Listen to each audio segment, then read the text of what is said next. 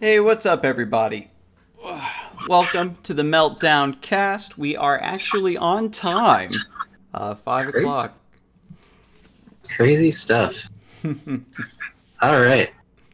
So before this all actually gets started, I would like to give some shout outs to certain special people who have helped make this possible because I said that I would. I made a point to say that this is a community or a tournament by the community for the community, and the community has come together to put this together.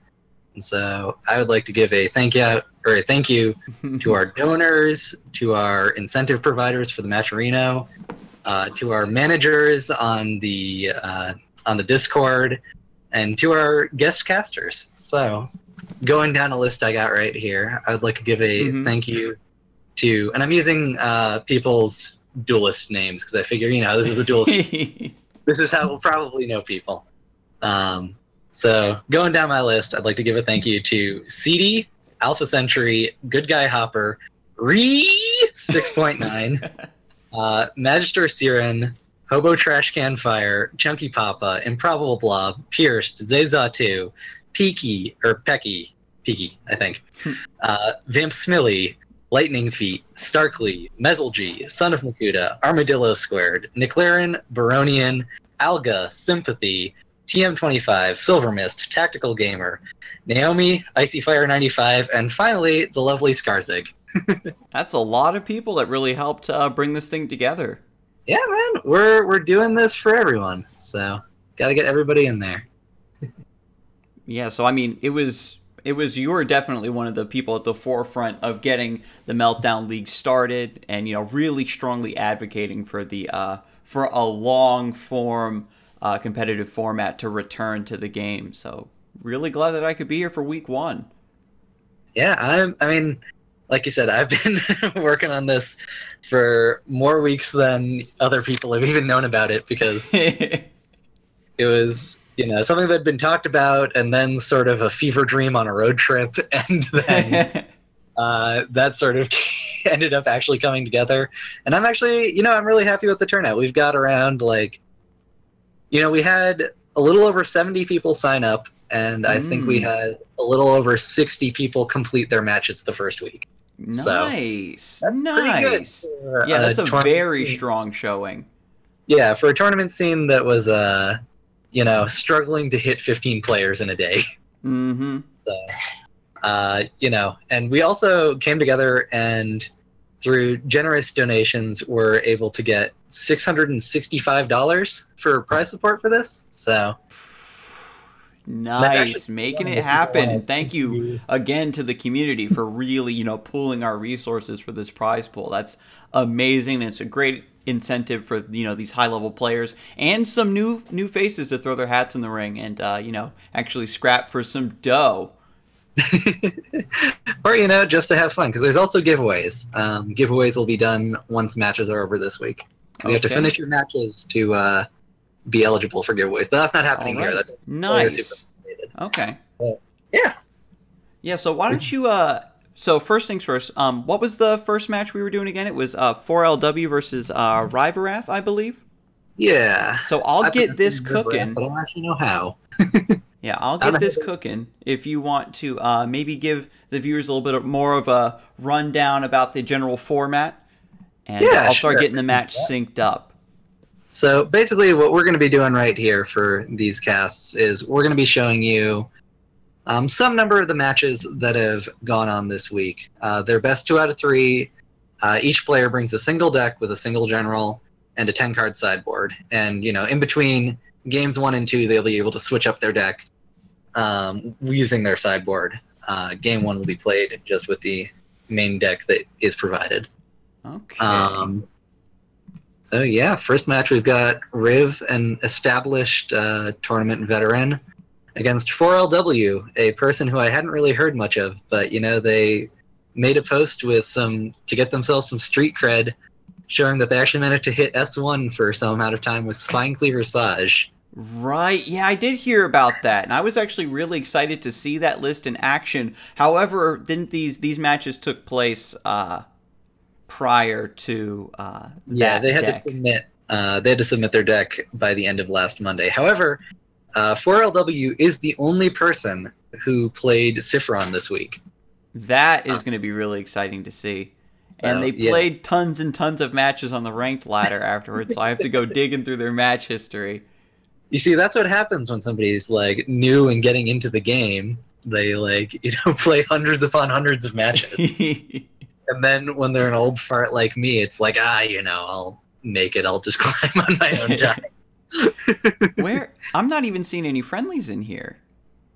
And it's funny because I pulled up the match from Riveraf's side, and there you are. Goodness, 5 days ago. Okay, finally. You see, that's what I'm talking about. Riv, right there. Friendly, 5 days ago. All right, but everybody knows, anybody who's been following the duelist scene, getting the replays pulled up and synced is always the best part when you're on the caster desk and you're waiting for the matches to cook.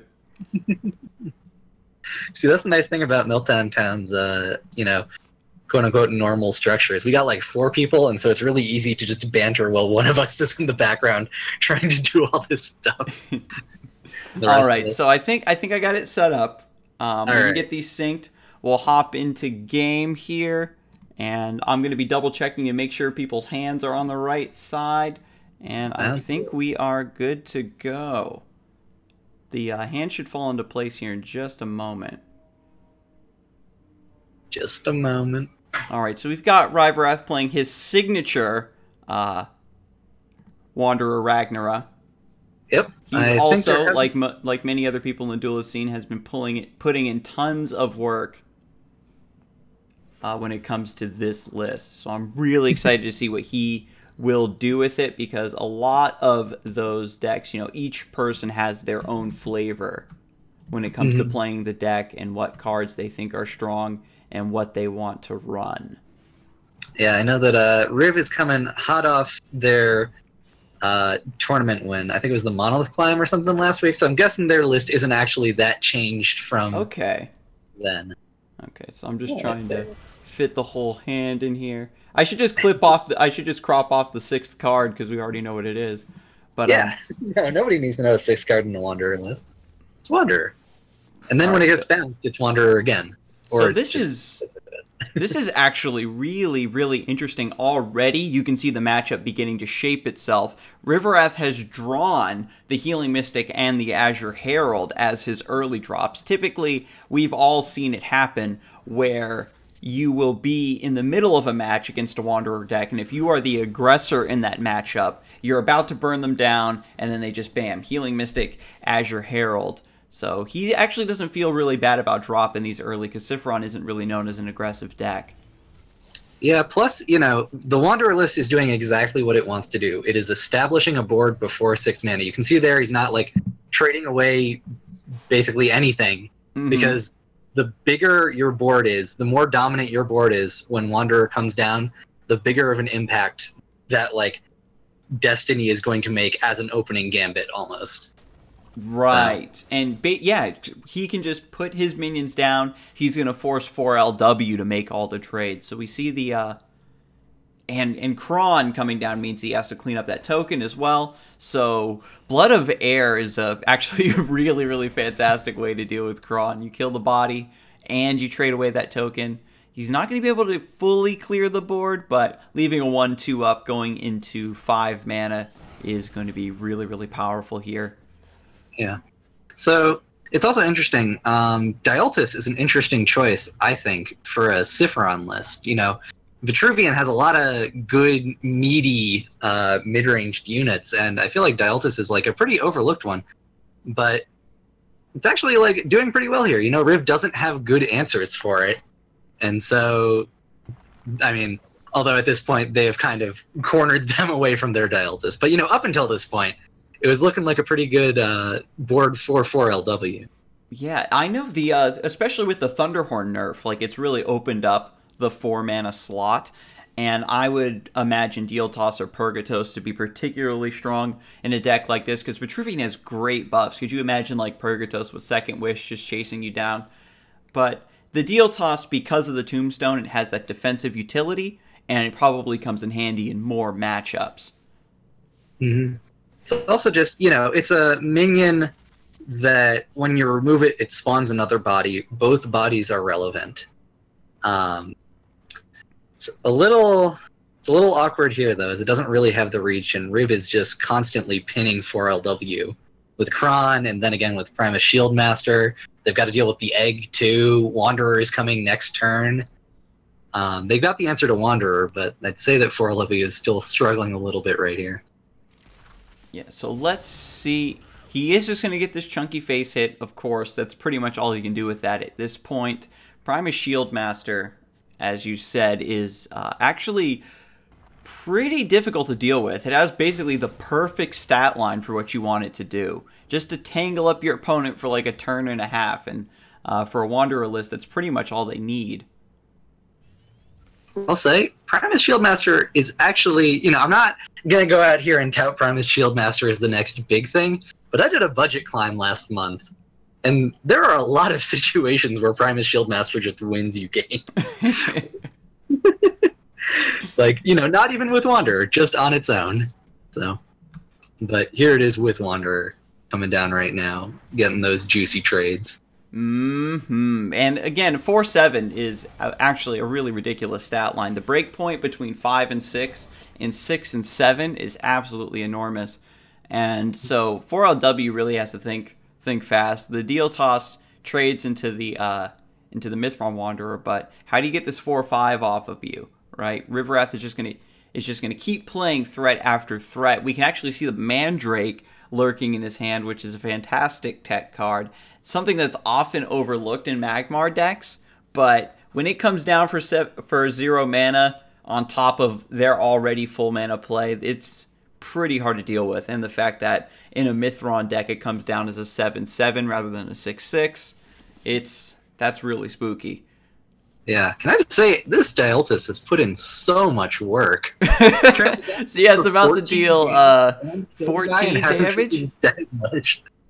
Yeah, 14 damage, killed a guy, and hasn't triggered Dying Wish, I'm pretty sure. I think it killed the guy at least once. I don't know. If not, it dealt 14. Although I kind of liked taking the trade with the Wanderer and Sandswirling... Well, maybe I wouldn't Sandswirl the Primus Shieldmaster. Wanderer is definitely more awkward to have in hand, and I guess what 4LW is trying to do here is just tempo Riv out. They know that they aren't going to be able to win the long game. Riv's got a full hand and the Wanderer buff. Oh, that is so good. The Healing Mystic coming down on this bad boy leaves it up once again as a 7-1. And again, I mentioned this before, Riverwrath drew all of his early healing with the Azure Herald and his own Healing Mystic. So sometimes you get boards like this where they do, Homeostatic Rebuke or whatever. They clear the board, they manage to create a little space, cast their Earth Sphere, and then come back at you. But 4LW's managed to create some really solid tempo here, and Riverwrath is definitely in trouble. That being said, this Bone Reaper represents a lot of quote-unquote healing. I mean, you can, take out the Sandscroll Reader with the Primus Shieldmaster, you can block yourself off, you can play the Mandrake.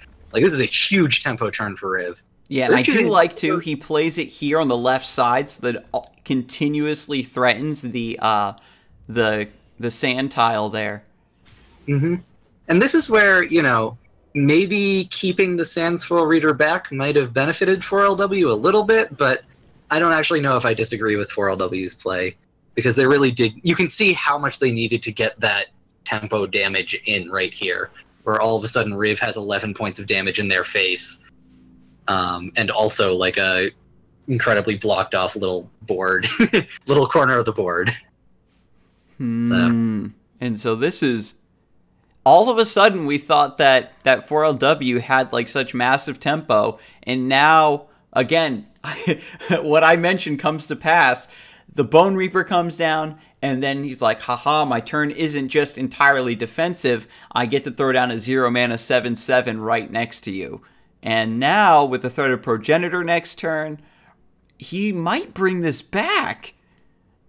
I wouldn't actually be surprised. Wanderer is exceptional at, bringing games back, just because if you give them a chance to disengage, they will outvalue you unless you have something gigantic like Fault already active, And it's kind of the thing where I mean, not to go too far off topic, but even in Wanderer matchups, you have to know if you are the aggressive Wanderer or the defensive Wanderer a lot of the time to decide who's allowed to disengage and who's allowed to, like, go forward.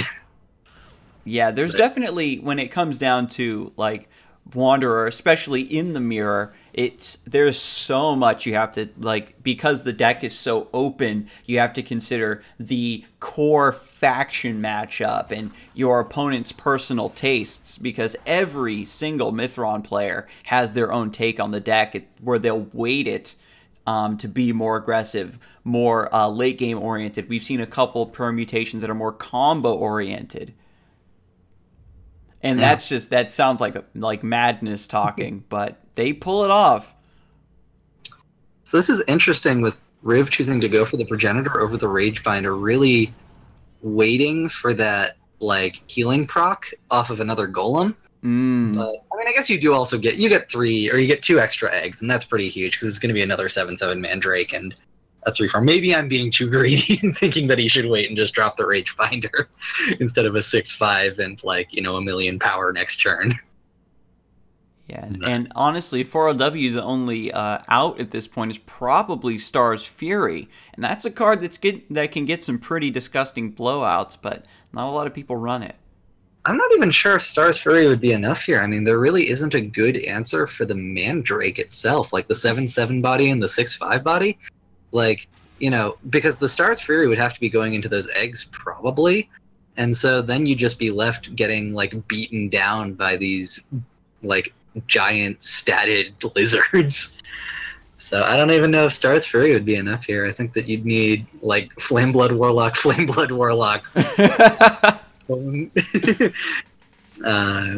you know, bones around your general. I forget the name of the spell because Bone Swarm. Bone Swarm. That's it. Bones around your general is what it's called when you feed it through Google Translate like 3 times. But I mean, the Kron, it's so wild to see the amount of value that's on the board right now, and it's just so nostalgic to see the board swing back and forth like this. Yeah. Where it's like, oh, so-and-so looks super ahead, and then all of a sudden they make a crazy play, something you didn't even predict, but he concedes. Did he? Riv might have just had lethal between the Silithars and stuff. Yeah, because he would be able to just run a minion up there to clear the tombstone, and that's 7+6 from the Progenitor, if I'm not mistaken. But that was pretty clean. So an interesting piece of tech that I don't know if the viewers are going to be able to see. Okay, it looks like they are. Is the Psychic Conduit that was 4LW's last draw, which means that Psychic Conduit is in their main board. Yeah, so. Psychic. I do like that 4LW is very, very much thinking about the tech aspect of the Mithron matchup, right? Because he's got the Psychic Conduit in there. We know about the Spine Cleaver list now, and I was thinking along the same lines too, but I'm a madman, and I was like, oh wait, what's the perfect card that deals with eggs and can also deal with 2/2 Heartseekers? And I thought of Captain Hank Hart, which is, like, completely impractical. So he's actually doing it the smart way and using the good cards that exist for that purpose. So, unfortunately, though, they aren't using one of my favorite kind of anti-Wanderer cards, which I think is criminally underplayed, maybe because of some other cards that are more powerful.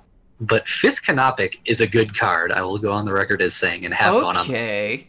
Wanderer derives a lot of power from their BBS being so much more powerful. And just cutting it off. And also, the 4/8 stat line is really hard for both Songhai and Magmar to deal with. Like, just as far as stat lines go. So it's, like, very difficult for them to actually kill the damn thing. And it just bodies it's a big enough body to actually contest with what Wanderer is putting on the board. That makes a lot of sense. And so here you go, y'all. You're getting the free Wanderer tech from the master here. So let me see. We got to fish through the games here for 5 days ago. Fish through 4LW's games. Yeah, and this is honestly, this is what I love, right? Because the league format allows the players to schedule the matches at times that are convenient for them, and so it's just allows more people to participate, and you know that you're going to be, how do you say, just at the top of your game, where you can say, you know what, I'm free this day, I don't have to like squeeze in this match at the, procrastinators will have to do that, but being able to do it like when you're normally going to be playing anyway, if it works with your opponent, that's like really strong. Yeah, I mean, one of the big problems we had like run into as a tournament organizer, or as tournament organizing the what was called the Meltdown League before this, which was more of that one-shot kind of tournament, was that there was just never a time that is happy for everyone. It's 3 a.m. for somebody somewhere. Yep. I don't want to play then. So that was part of my drive behind doing this, is that, Duelist community isn't huge, but it is global. And so we want to get everybody playing. We want to give everybody a shot. And looking at these opening hands, on a different note, I'm seeing that ever-loved Flash reincarnation coming out of Riv. Oh, man. He's running the forbidden, the dark magics. However, to balance it out, at least in the Mulligan phase, Riv does not have a 2-drop. And so they are not, it's not necessarily the turn 2 Wanderer unless they can find something to play on turn 1. And the minion has to not be answered, right? Which is really interesting, right? That whole aspect of the early game is very interesting, where it's like, okay, well, what if the minion gets answered? And it comes down to, well, is your opponent playing, like, small, like, 2-drop answer spells? Oh, sorry to butt in. I think the bottom hand is ahead of the top hand. I'm trying to compensate for the lag, because we can't run. Okay, so just a small aside to, we'll hop in game here so you guys can see the game while I ramble about this just really quick. But there's a small caveat right now to Duelist, where back in the day when we did tournament broadcasts, you could run two Duelist clients, and nowadays you have to run one standalone client, and then the other one you run through. Mine's run through the browser, and so it's a different like sort of thing. And so I noticed during the last match that the other hand was lagging a bit. So I tried to compensate for that. So you were just being subtle, and here I was giving away your subtleties. My bad. No, it's totally fine. I'm gonna actually see if I can unsquash this hand a little bit. Yeah. So while you try and do that, Riv did in fact not draw a 2-drop and ended up using their flash on a Primus Shieldmaster, and then throwing a Greater Fortitude on it to try and establish some kind of board presence against a very powerful Golem synergy turn 1 off of 4WL or 4LW. Okay, that is actually really cool to see, because that always trips me up. It's funny, I'm such a huge fan of like Golem Saj, and that like the god opening they get with like the Celebrate and the Metallurgist, you're like, how do I like how am I supposed to play this again so that like I can do the maximum amazing like great play? And Falcius making a blast from the past impact here, and coming in to take out the Primus Shieldmaster in a very efficient manner. And like Riv is really on the back foot here, and they've lost their flash. They can't flash out Wanderer. Wanderer is going to have to come down onto a like less than desirable board. Yeah, and this is where you can see one of the downsides of the deck is that just like every other Duelist deck, sometimes you brick on your 2-drop, and just like every other deck, when you brick on your 2-drop and you don't get that opening play, you can be severely punished for it. We will see, however, how he deals with it. He used the Flash Reincarnation already. He's not going to be able to use like Flash War Beast or something. Hopefully, he'll, against this board, a Plasma Storm bails him out. Maybe like a good Lava Slasher that 4LW doesn't have a good answer for. Because we can already see his hand is dumped.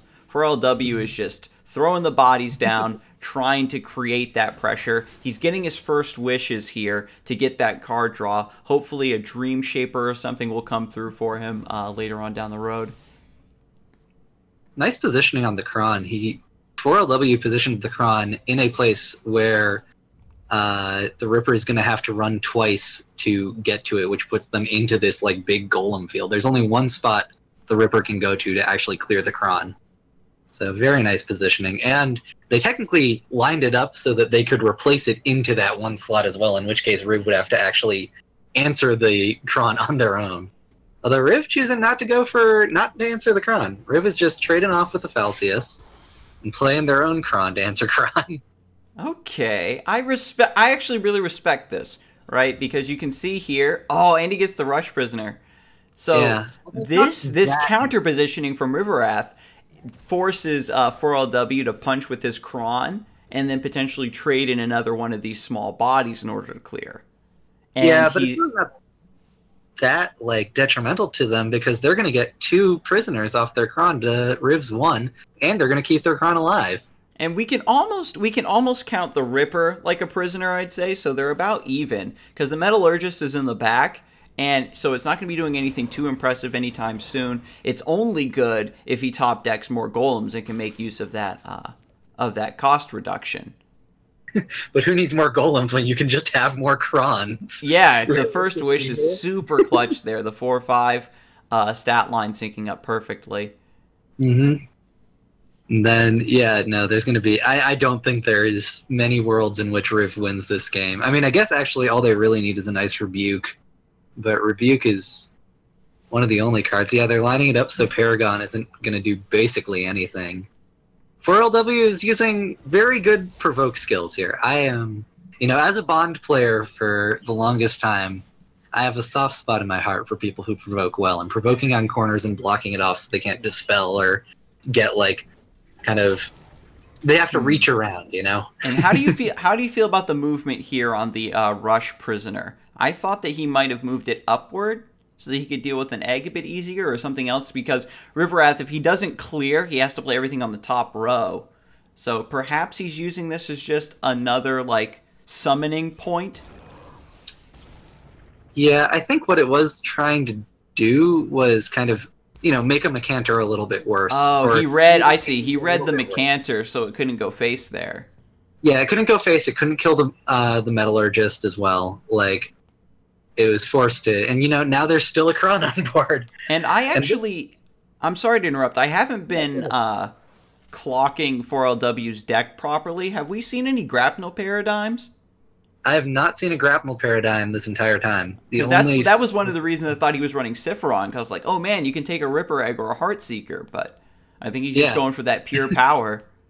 I kind of feel like, looking at the deck, I really feel like it's here somewhere. I think we just haven't seen it. Yeah, he might even have cut it down to like maybe 1 or 2 because in the Wanderer matchup, because a lot of the stuff you would normally steal is being buffed to 3 and a lot of the 4s are becoming 5s and like really takes away a lot of its really juicy targets, maybe he cut down to just 1 or 2. Yeah, that could be. I mean, so looking at this board, I mean, Homeostatic Rebuke will do pretty much everything, but outside of that... Everybody said Riverath your power in the past so we can get the Rebuke. Oh, but no. And there's the Concede. Wow, that full surround. The Krons absolutely put in some devastating work there. Mm-hmm. I've said it before. One of the things you can do to Wanderer, and people like to talk about how the way to beat Wanderer is to go aggro. I actually disagree with that a bit more. I feel like some of the most successful times I've had against Wanderer is where you just put gigantic bodies on the board, and it's just really, really hard to answer gigantic body after gigantic body. And the thing is, Wanderer's value does actually end up trailing off eventually because they're getting essentially like a discount on like the cost to stat ratio on their guy, but their guys aren't necessarily bigger than yours if you're dropping a 5-drop or a 6-drop every single turn and saying answer this, answer this, answer this.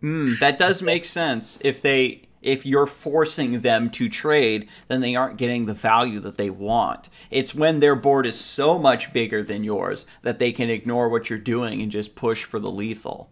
So if you can nip that in the bud and then you can definitely stay ahead. We saw a little bit in the first game where it was getting pretty swingy, but that's because they were like even, right? And we saw there where 4LW pulled ahead early and Wanderer couldn't even come down. Yeah. No, Wanderer just never came down that game because 4LW was in a very, very commanding position the entire time. Yeah, I think that honestly, I think that perhaps he was hoping for Plasma Storm or Rebuke to come down, which might have been one of the reasons he used the Flash Reincarnation the way he did to just, get the Shield Master down, just to try to fight for the board a little bit, not fall too far behind. Yeah, though, for most of that, Plasma Storm wouldn't have done that much. Like, when you look at the cards that 4LW is playing, like, their beefy threats are like Kron, Dialtis, Alamancer, and these are all things that pleasantly miss the Plasma Storm, like, stat line. And so you really don't want to be spending 5 mana to not kill their biggest guy. Okay, yeah, that does make a lot of sense, because he would have... I think there was a turn where he had, like, what was it? He had, like, a Blood Tier, a Metallurgist, and, like, 2 Celebrants in play. And I was like, okay, maybe you could justify Plasma Storming this, simply because if you can reset the board and then play a 7/7 on an empty board, you can sometimes do work there. Mm-hmm. Yeah, no. But we've got the third game cooking. Interestingly, we see in Rivalrath's opening hand a Saurian Finality. A little bit of a spoiler, because remember, the players have been sideboarding. They've been teching their decks for these matches, figuring out what they need to do. Now that it's 1-1, Rivalrath, I wonder if he's like feeling a bit behind, if he's saying, okay, I want to catch up a little bit, and maybe put some more aggressive techs into his deck. Maybe try to search for a bit more early game out of his Wanderer list. But we'll see how it goes. He gets his 2-drop. He does get his 2-drop. No Flash this time. But one thing I'm interested in is I saw a Night Watcher in Riv's list. Now, I'm not sure if that's mainboard or sideboard, but I am kind of interested in Riv's decision to put that in because, like I was saying before, we've seen a lot of 4-power minions, and we haven't seen a lot of Dervishes. Like, the Dervishes I remember seeing is, like, Blood of Air. Mm-hmm. That might be it. And he had an Alamancer, like you were saying, but that's very slow. Yeah. An Alamancer is just like, it's only good if it gets like what? What's the crazy one? The Trigon Obelisk? Yeah, I mean, well, Alamancer is good, like, because like Dialtis, it has 2 bodies you have to get rid of. It's not like, oh man, I'm gonna get like the best Obelisk. It's my opponent's gonna have to punch through a 4/3 body, and then put like 6 damage or 4 damage or 9 damage or 7 damage into whatever's left over that I'm going to be generating value off it. But I don't know if that's enough to warrant a card like Night Watcher that's like pretty specific in its uses being brought in. Ooh, okay, so Rivalrath has a really, really good position here. Just clearing the board and just prepping. And the Kron, oh man, 4LW is really done. Yeah. You can tell he's done a lot of research into this matchup, and he's like, you know what Wanderer decks hate? Inquisitor Kron. It's like the Celebrant going in with Vitruvian's Golem synergy with Dream Shaper and being able to set up an almost guaranteed ramp to 5 mana, just bring out the Kron is so good. Maw is down. Fizzling Mystic is down. This is a lot of Wanderers like core cards for like pinging things and trying to clear these bodies. 4LW gets to keep his 2/2 flyer, so he might even just stick that in a corner and wait for it to swoop in to take out an egg later on in the match. I don't know. I'm thinking that they're going to swoop down and take that mana tile so that Riv can't Wanderer next turn. They can like deploy more bodies to the board. They could kill it if they want to. They could like go fly down, take the tile, and then play like Alamancer Bone Swarm and trade into the Fizzling Mystic if they want to. Doesn't look like they're going with that quite, but... Is he going to do... He could even do Dissension, turn it into a 1/3. What a spicy man. That looks like that's what they're doing. I don't know if it's worth it to keep the 2/2 around. I might have liked just like... leaving my 2/2 on the board and playing like Alamancer plus Metallurgist. But in not doing this, they are playing less into the Plasma Storm in Riv's hand. Because it's after all of these games have gone down, Riverwrath actually hasn't been able to. He hasn't done an AOE clear at all, except that War Beast, if you count that. But what this is very interesting too, because he basically gets to have his cake and eat it too. He took the mana, he's punishing this Fizzling Mystic, it's just a 1/1 now, so now he's going to make the trade anyway to finish it off, so it's almost like basically, it was almost as if the Dissension was a Scion's first wish, right? He buffed the flyer, trades into the 3/3. Or Riverwrath might be forced to kill the flyer himself, and then he steps away from the Metallurgist, he steps away from the Allomancer, and now with the Amara Healer in the Blood of Heirs, 4LW is confident in being able to keep him contained, keep him under control. Mm-hmm. So an interesting play that it looks like Riv isn't choosing to take here is actually, okay, maybe they are choosing to take it, because they can clear with the Plasma Storm. However, what that does is it leaves 4LW a full turn to play whatever they want. In this case, probably going to be an Imara Healer.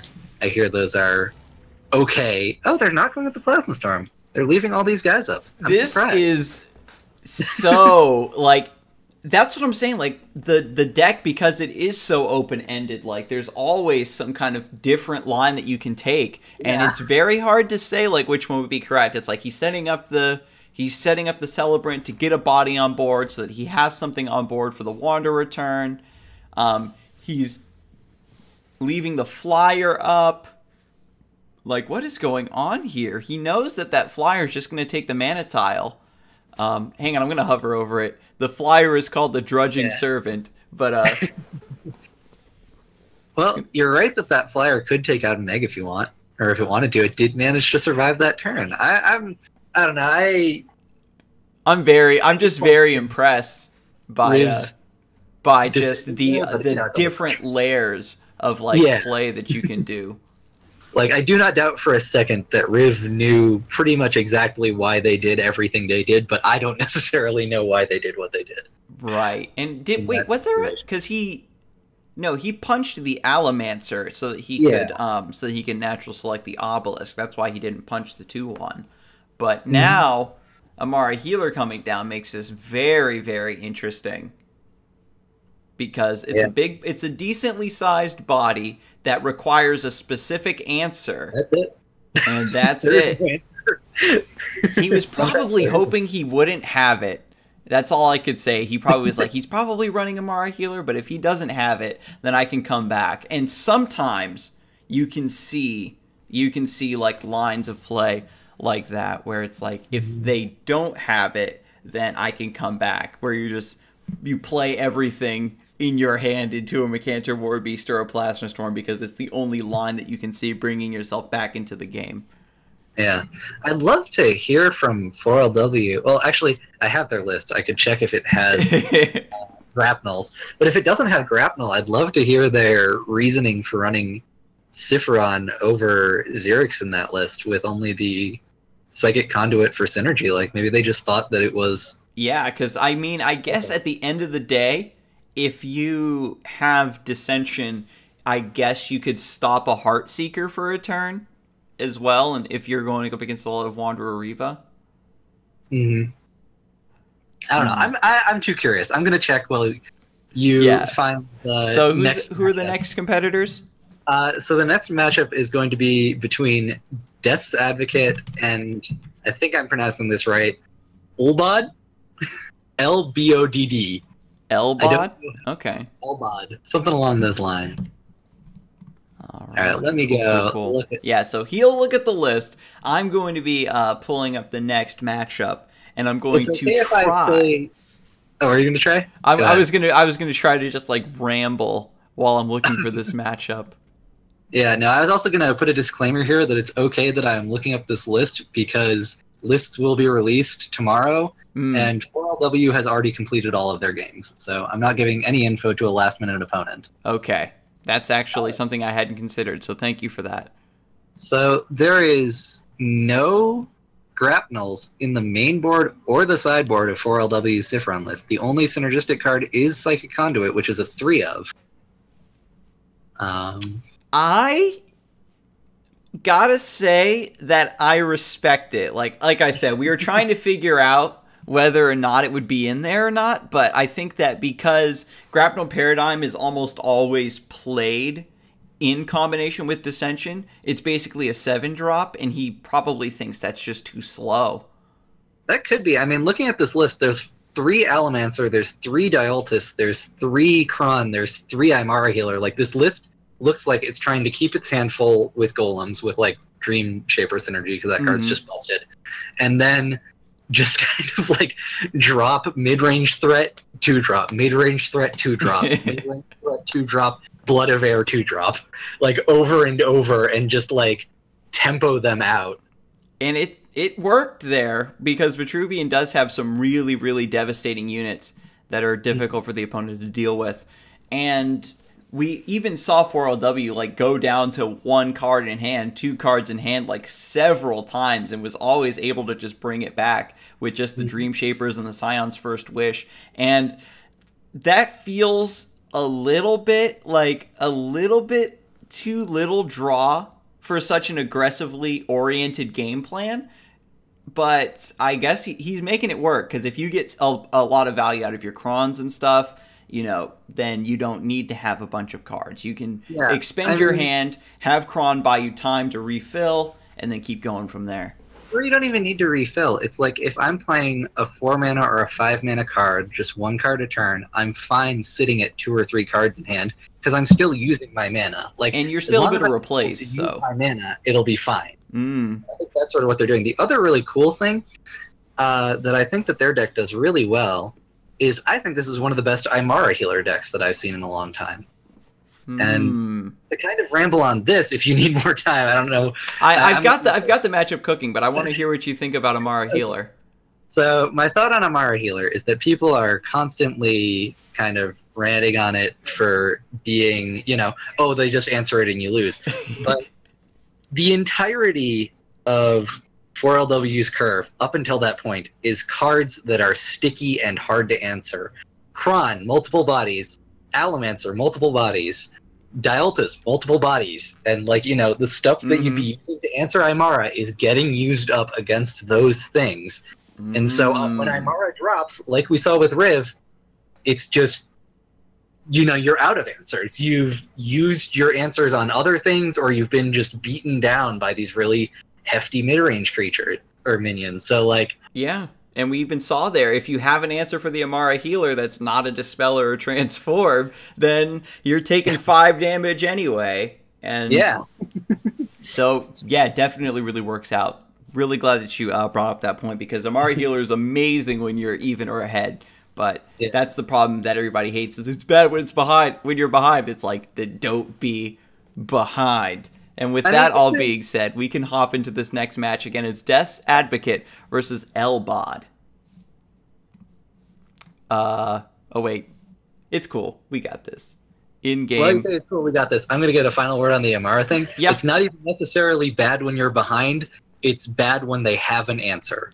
Whether you're and that's every card in the game, as they say. But if you get rid of all those cards, then it's really, really good.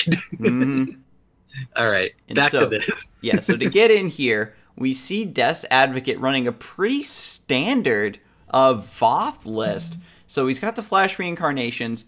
I personally am not a huge fan of, like, Flash Warbeast type plays, but there are certain matchups where it is quite strong. If he does have the Flash Reincarnations in here, he could be running something really ridiculous like Armada, or possibly even Krygon, right? Because those are cards that you really want to bring out with Flash Reincarnation.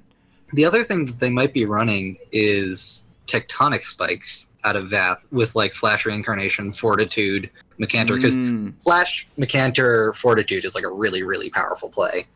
That does make a lot of sense. And to be honest, we did see during the opening mulligan, I don't know if you saw it, but we do see the Drogons. So then you can always do Flash Drogon stuff, or Drogon Flash Cryptographer, yada yada. So this is just a standard list with just the Drogon combo. And as I had mentioned before, the Flash Reincarnation Warbeast typically doesn't get enough value, but when you're using it to answer a flyer, something in the back line for the early game, definitely worth having. He protects his Golem Metallurgist, sets up for a 4-mana Lava Slasher potentially here next turn. Mm-hmm. And it was nice positioning by Elbod, because they did put the Wings of Paradise in a position where it couldn't get slashered, and that's some, like, heads-up thinking, because I can tell you that Death Advocate would have much rather just ramped up and played the slasher, had a 4/4 body in addition to their 2/3 body, and not waste their Flash Mecanter. Like, they did force the Flash Mecanter out of them. And so Elbod answering back with the Cryptographer Warbird into the Chromatic Cold. Now this is very interesting. Just to take out that Metallurgist, he turns off the Lava Slasher for next turn. And the Chromatic Cold, this is very, very interesting for this matchup, because he's not going to have that now to actually deal with Voth's Overload stacks. So we'll see which one ends up being the better choice. I think that was the correct play. This made Death Advocate's turn way worse, and right now, it looks like, from what I'm seeing, with cards like Wings of Paradise, Snowpiercer, Primus Fist, Elbod is just playing a Burn Fey deck, and I'm looking at that Saurian Finality in Death Advocate's hand. If it hits 8 mana, Death Advocate will almost 100% win this game.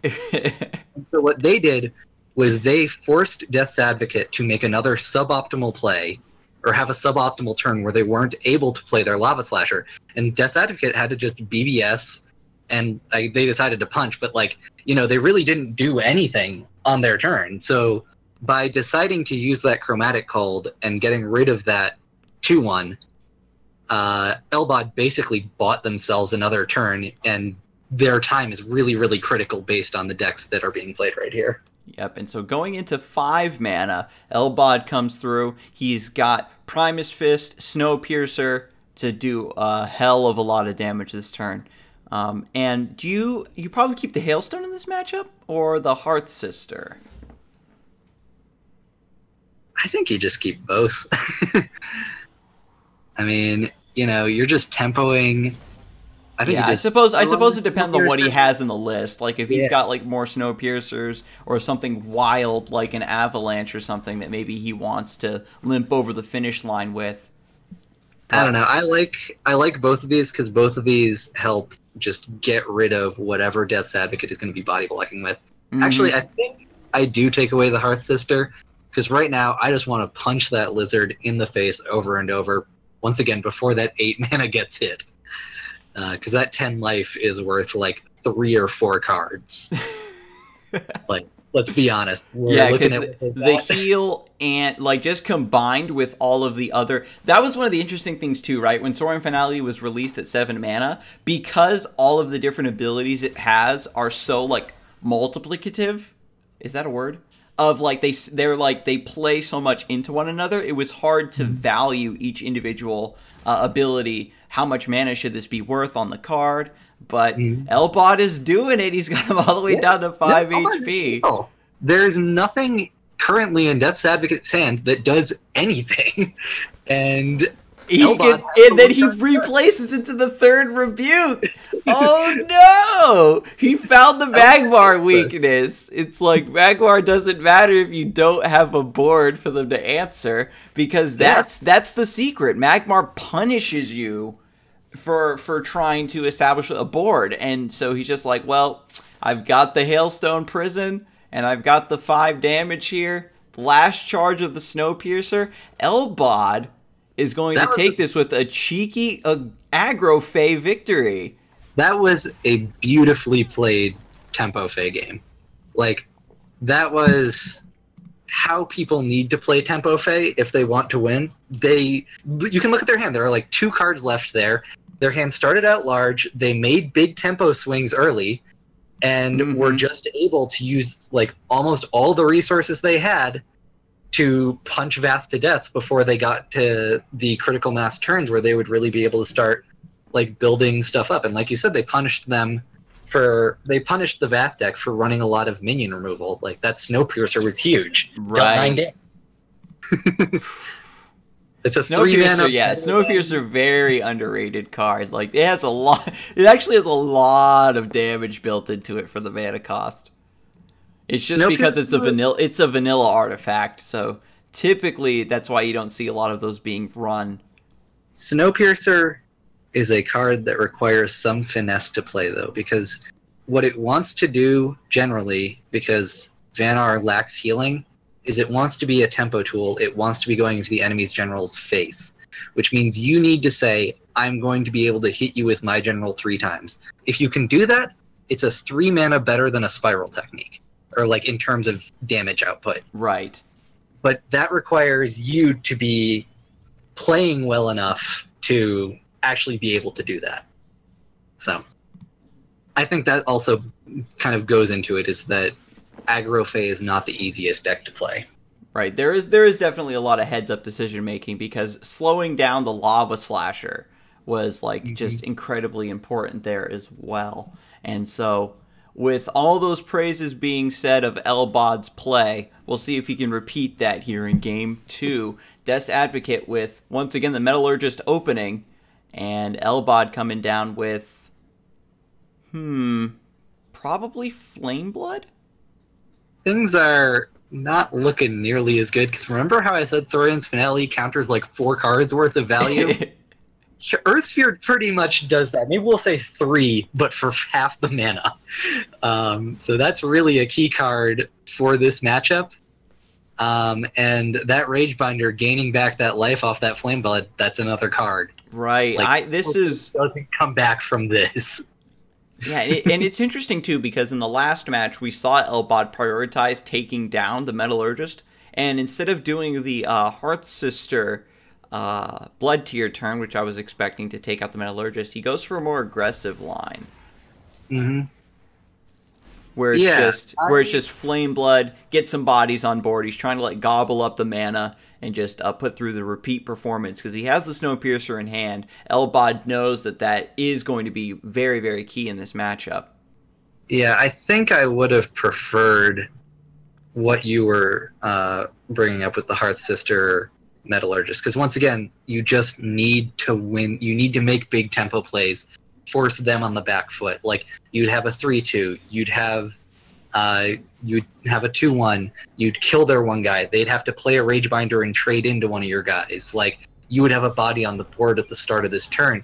It seems small, and now they're using 4 damage off that, or like 5 damage that could have gone into face, going into the 3-4 Ragebinder to try and win board, and that's where you start slipping up.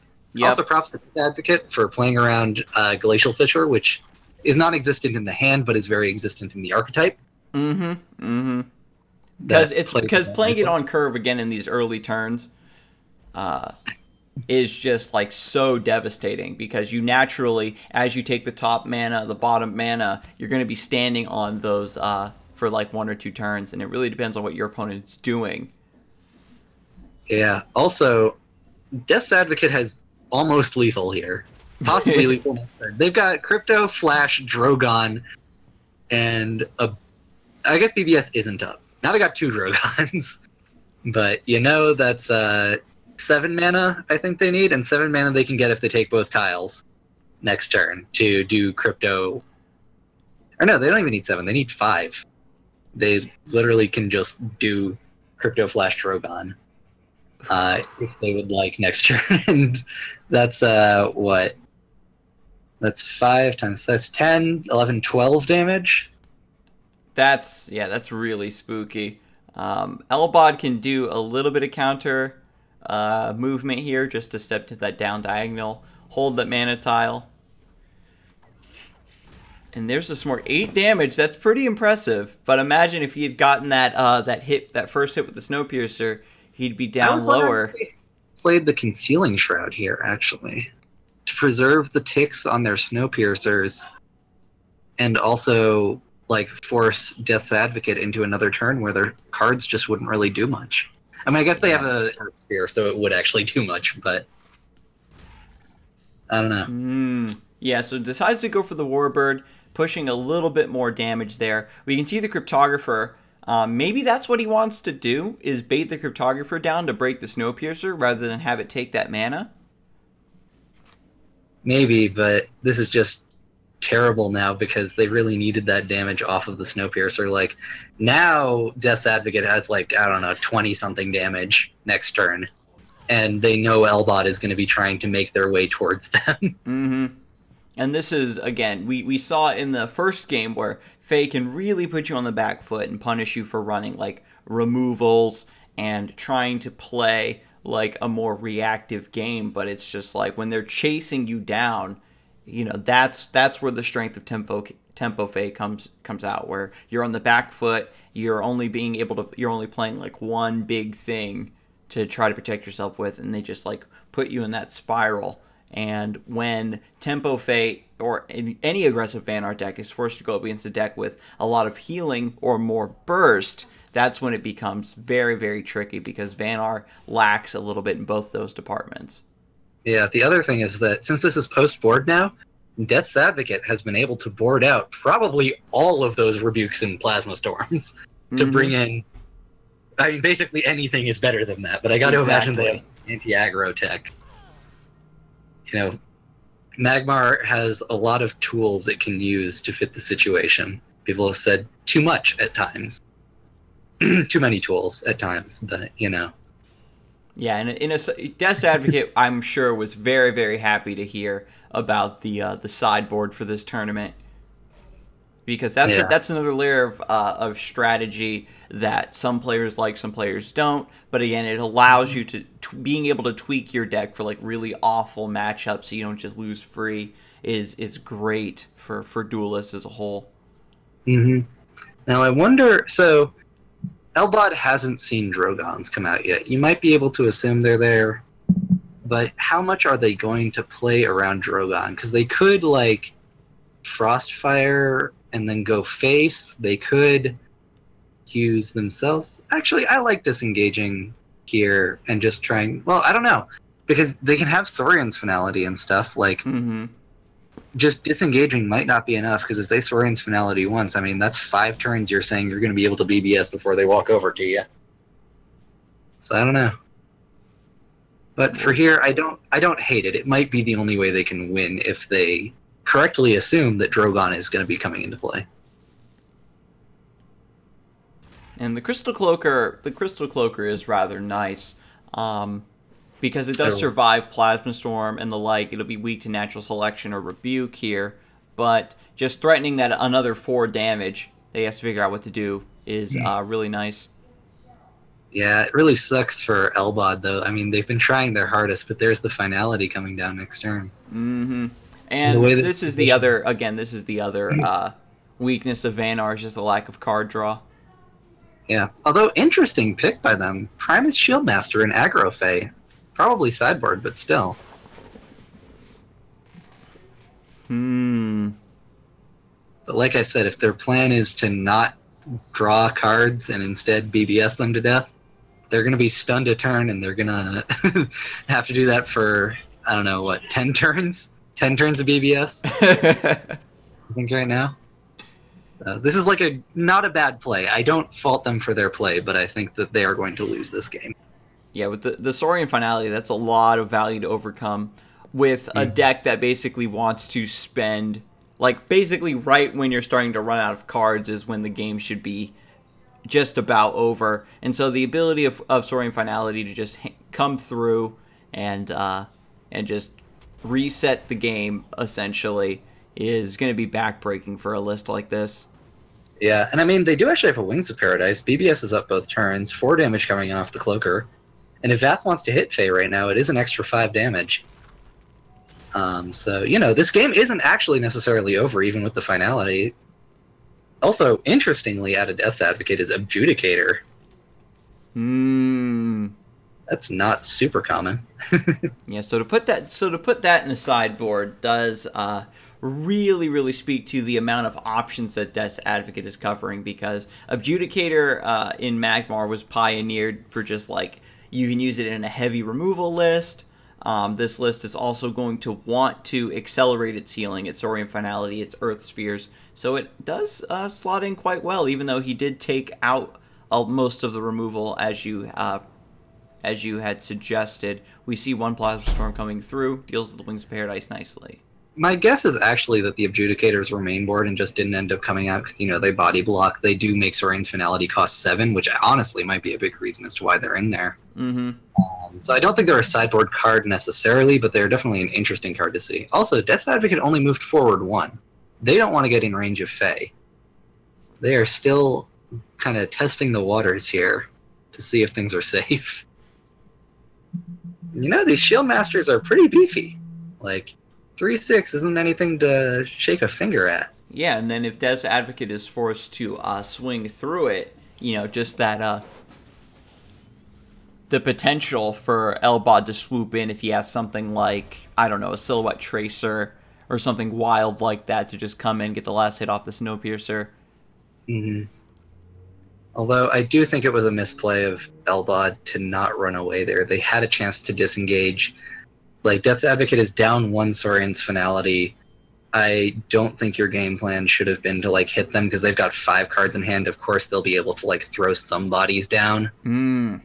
And now they're taking 6 damage a turn off of these Rage Binders that are just going to keep coming into their face.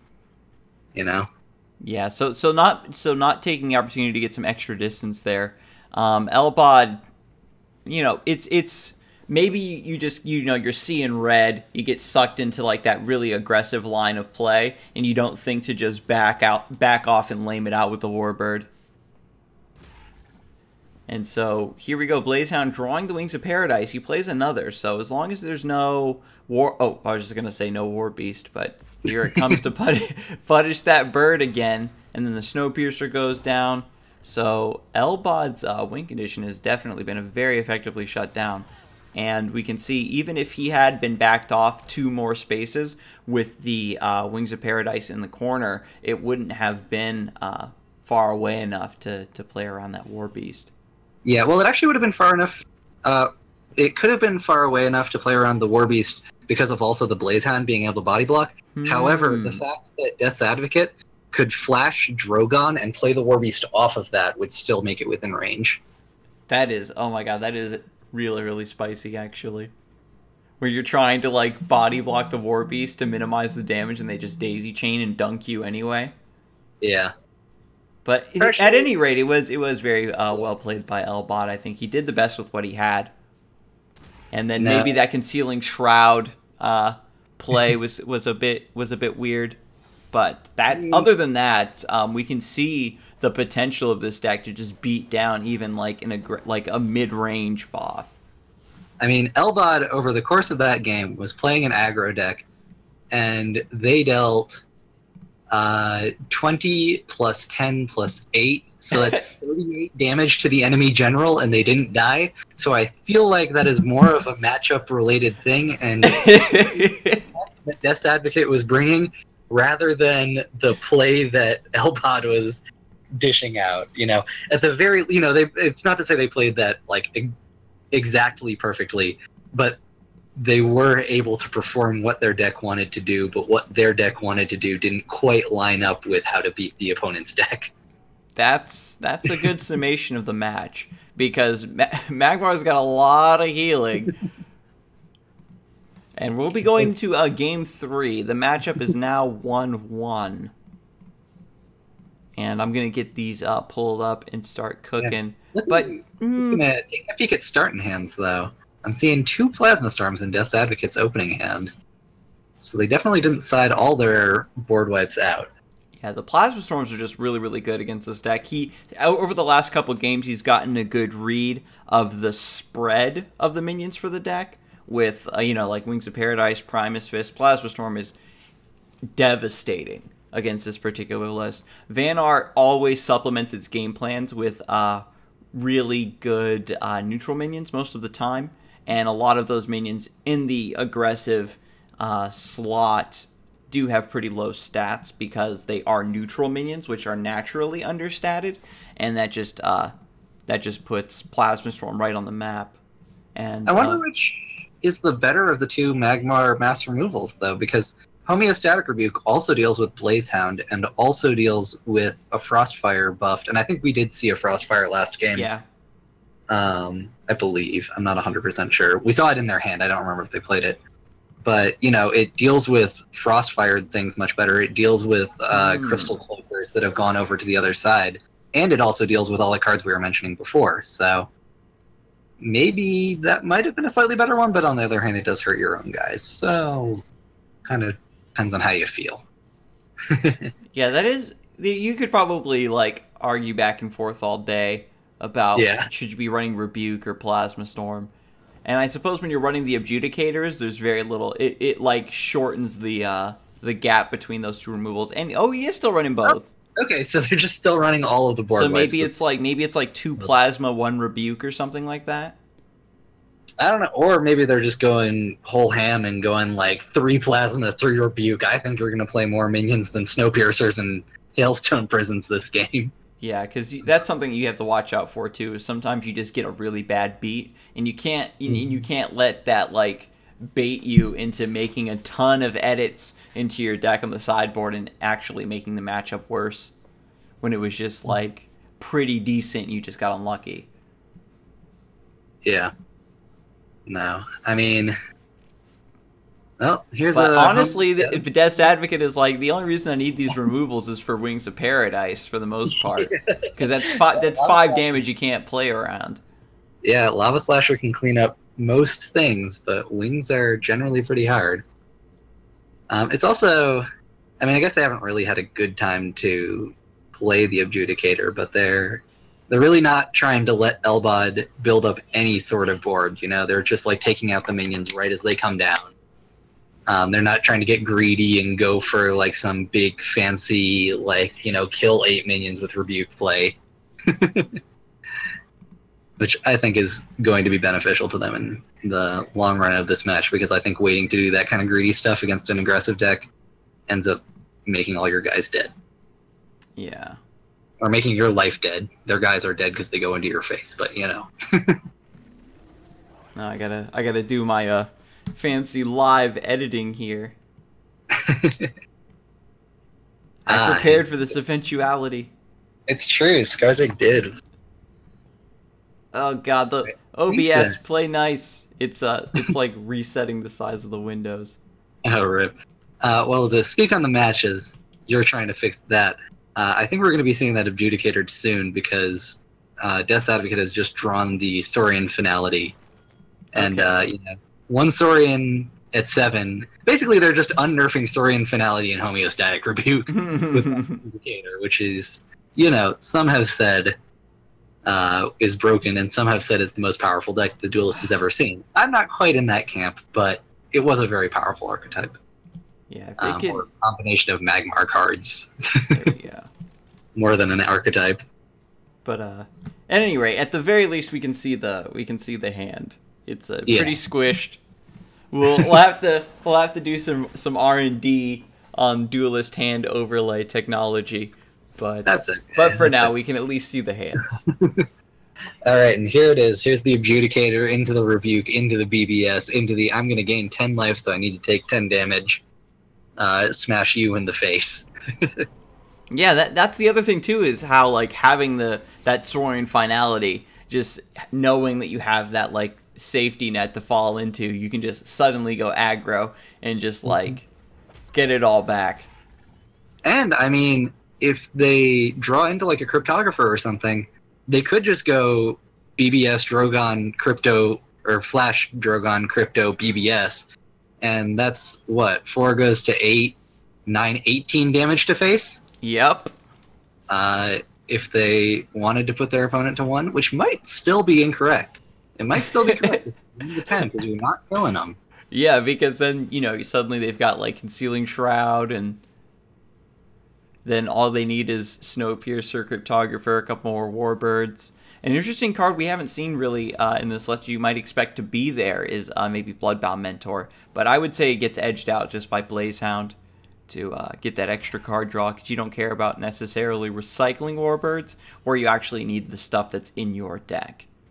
I don't know. I still think that Bloodbound Mentor has a place in the deck. It's just like, I mean, we've seen how this deck runs down on cards, and apparently Sworn Sister Elkion is their draw card of choice, which is quite rare and quite interesting. Yeah, especially in Vanar. Yeah. Sworn Sister was quite good, I would say, maybe pre-Corona nerf, but Vanar has, outside of Abyssian, probably the most dead cards in a faction. Right? It's like they're probably a couple ticks above Songhai for like dead cards. Yeah. I mean, it's certainly no Magmar or Lionar. I guess Vet has like some very, very good cards in almost any situation and some very, very situational cards. Mm-hmm. But, I think Lionar and Magmar are kind of the preferred just all around, you'll get decent cards off of this Sworn Sister. Yeah. But Vanna, more questionable ones. Because, with Magmar and Lionar, it's like, well, an AoE removal is generally going to be pretty good most of the time, or a decently statted body is going to be pretty good most of the time when you just top deck it. Mm-hmm. But we'll see what comes off of this. Yep. See what they get. Crystal Wisp and a Cold Biter. That is pretty useless here. Gotta say. But, this isn't even where Elbod wants to be. I mean, Death's Advocate is being the aggressor here. You see them with 7 attack and 5 more health than Elbod has. Right in their face. This is where Death's Advocate wants to be. And with 18 more healing in hand. Lord. This is, if I was a betting man, I might put some amount of my entire earnings in my lifetime on Death's Advocate winning this game right now. Yeah, oh my god. Look at all that healing. He's just back up to full just about, yeah? Yeah, oh Literally my god. Look at more finalities! No. With finality, it means just 1. You can't have finality 3 times. I mean, okay, so the thing about playing a linear deck list like Agrofey is that it has a hard time adapting. Like we were talking about earlier in the Wanderer matchup, where it's like, oh, they can do like all these things. Elbod can go face. That's what Elbod can do. And Death's Advocate can say that doesn't matter.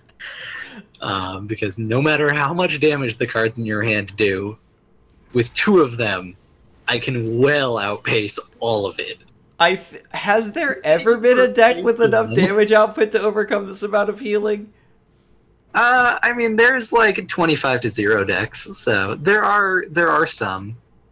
There's like some mantra things. There's most other decks need like a board, but I'm sure there's some that I'm forgetting. Old Accumulonimbus.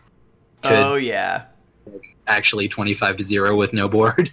Make Finality a Mithron card, chat says. That was one of the nerfs I suggested back when it was really, really ridiculous. I was like, what if they can only have 1 copy? But we don't. Okay. Well, you can say they can only have 1 copy, but what you're also saying is they start with it in their opening hand. And so they get to 8, and basically whenever you go up against Magmar and you mouse over them and you see they have the Trial of the Finality, you know that you just shouldn't damage them. Yeah, so all I'm saying is what you wish for in terms of saying it should be a 1-of. I know, right? What is the downside? Like, basically you can only have a 5-card hand, but your general starts with 35 HP. I don't know. 5 attack, not and 5 attack. Oh my god! And the enemy general, just like and the enemy general is stunned turn 1. Like a free Saurian's Finality is a hell of a drug. And even a drawn Saurian's Finality, as it turns out, seems to be a hell of a drug. As Vath whacks. Now he's just, oh my god, he's just BMing, right? Like, I don't even think it's, it's not BM, because this is the correct play to win the game. This isn't, like, unnecessary. They did Chromatic Cold, so the Drogon wasn't lethal. So, I don't know if it's, you could say it's pulverizing, but I don't think the Death Advocate was purposefully BMing here. But this is, oh man, Sworn Sister has a chance. I don't even know what Sworn Sister can draw. Like you said, Frigid Corona is gone. Not even a Shroud. Because Elbot only has 5 mana thanks to this Thanks to the Saurian finality. You don't have enough. This was one of the other points, too, that Tactical Gamer went over in depth.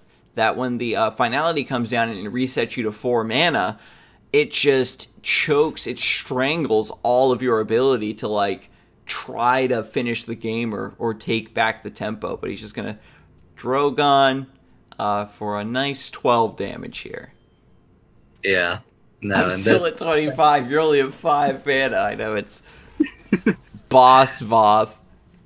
Yeah, that was pretty brutal. But I gotta say, I did like that this match was suggested, because that first game, especially to me, was such a just beautiful example of the way to play a deck that people say is really bad, but I'm saying isn't necessarily like great right now, but it's difficult to play. But it's how you beat a bad matchup. It's how you beat a matchup where they were holding a Saurian's finale and just being like, if I can make it, and they couldn't. And I'm thinking too, like now, just like seeing this, really makes me wonder about like the shell of the deck. I wonder like what changes you could make to make that a little bit better. Well, you take out the Sworn Sisters because they're traitors. Yeah. Sworn Sister is just like you have a 3-year-old pick 2 cards. I think that like the Crystal Wisp would probably be a stronger pick in there. But I do think that I wouldn't necessarily tech a lot for this matchup, because this is like the worst. This is the one that you just take the L and move on. Yeah. Because like, when you're laddering, like a tempo deck like this, you're going to be... This is what you just play on the ladder when you're just like, me want to go face. So you aren't like really teching. There's just maybe a couple cards you'd put in like some spell jammers. You can tech against stuff like Wanderer, like the Hailstone Prisons, like that sort of thing. But you don't tech against 60 points of healing in a deck that is ostensibly aggro. Like there just isn't a way to do that without completely revamping the deck. So I wouldn't necessarily I don't know. I've been a big proponent of the fact that aggro and Duelist can be a much more elegant thing than in another game where it's just kind of like, okay, in Magic the Gathering, it's like I have 3 lightning bolts in my hand and I want to point them at your face in the most efficient amount of mana. There is things like those kind of like tempo bounce plays where, it's like they have removal, they have guys, I'm going to remove their guy, I'm going to get the extra damage off on my thing by like being up close to them or knowing when to disengage, knowing when to re-engage. It's a more difficult thing a lot of the time, and like even the like busted aggro Songhai decks of old or new were oftentimes considered to be some of the most skill testing decks by people who just a bad replace on like turn 2 will like screw you over 3 or 4 turns from now if you can't see the lines. Like you're like, oh man, should I for this particular matchup I should have kept that OBS even though I didn't have a 2-drop. Yeah, no, and like if you're gonna say the game is gonna be short, you have to maximize what you're doing on every single one of those turns. So you are punished much more for your mistakes, and you're saying you want to be punished much more for your mistakes. On the flip side, your opponent is also punished much more for their mistakes. So, like the fact that Death Advocate chose to punch that one turn when they were at 21 and get in 3 damage, I think that actually maybe they would have won the game because they might have survived to Saurian's finality at that point, but I don't know. It might not have made a difference, but it would have made at least 1 turn of difference. Yeah, I see. That's very well put. And so who else do we have on the docket here? Yeah, so the next one on the docket, if you've got them both, is Poncho Mango versus Armadillo Squared. I don't know if you have them. They were a later one. I have Poncho, but not Armadillo. So All look right, at attack in that one. Yeah, I'll move on. Arctic Lion versus Rock Saint. I don't have Arctic Lion. They didn't add me back. All right, Icy Fire versus Dash Avatar. Okay, that's the one that we know that I have both. All right. Because that was the one with 2 A's. Yeah. Okay, so now we'll get the next one cooking. And yeah, exactly. If only that Cold Biter had gotten more value. Oh. Yeah. I don't think it was really going to get value Oh, against wait, no, like that's... Drogon Bath, but you know, it would have been sweet to see it.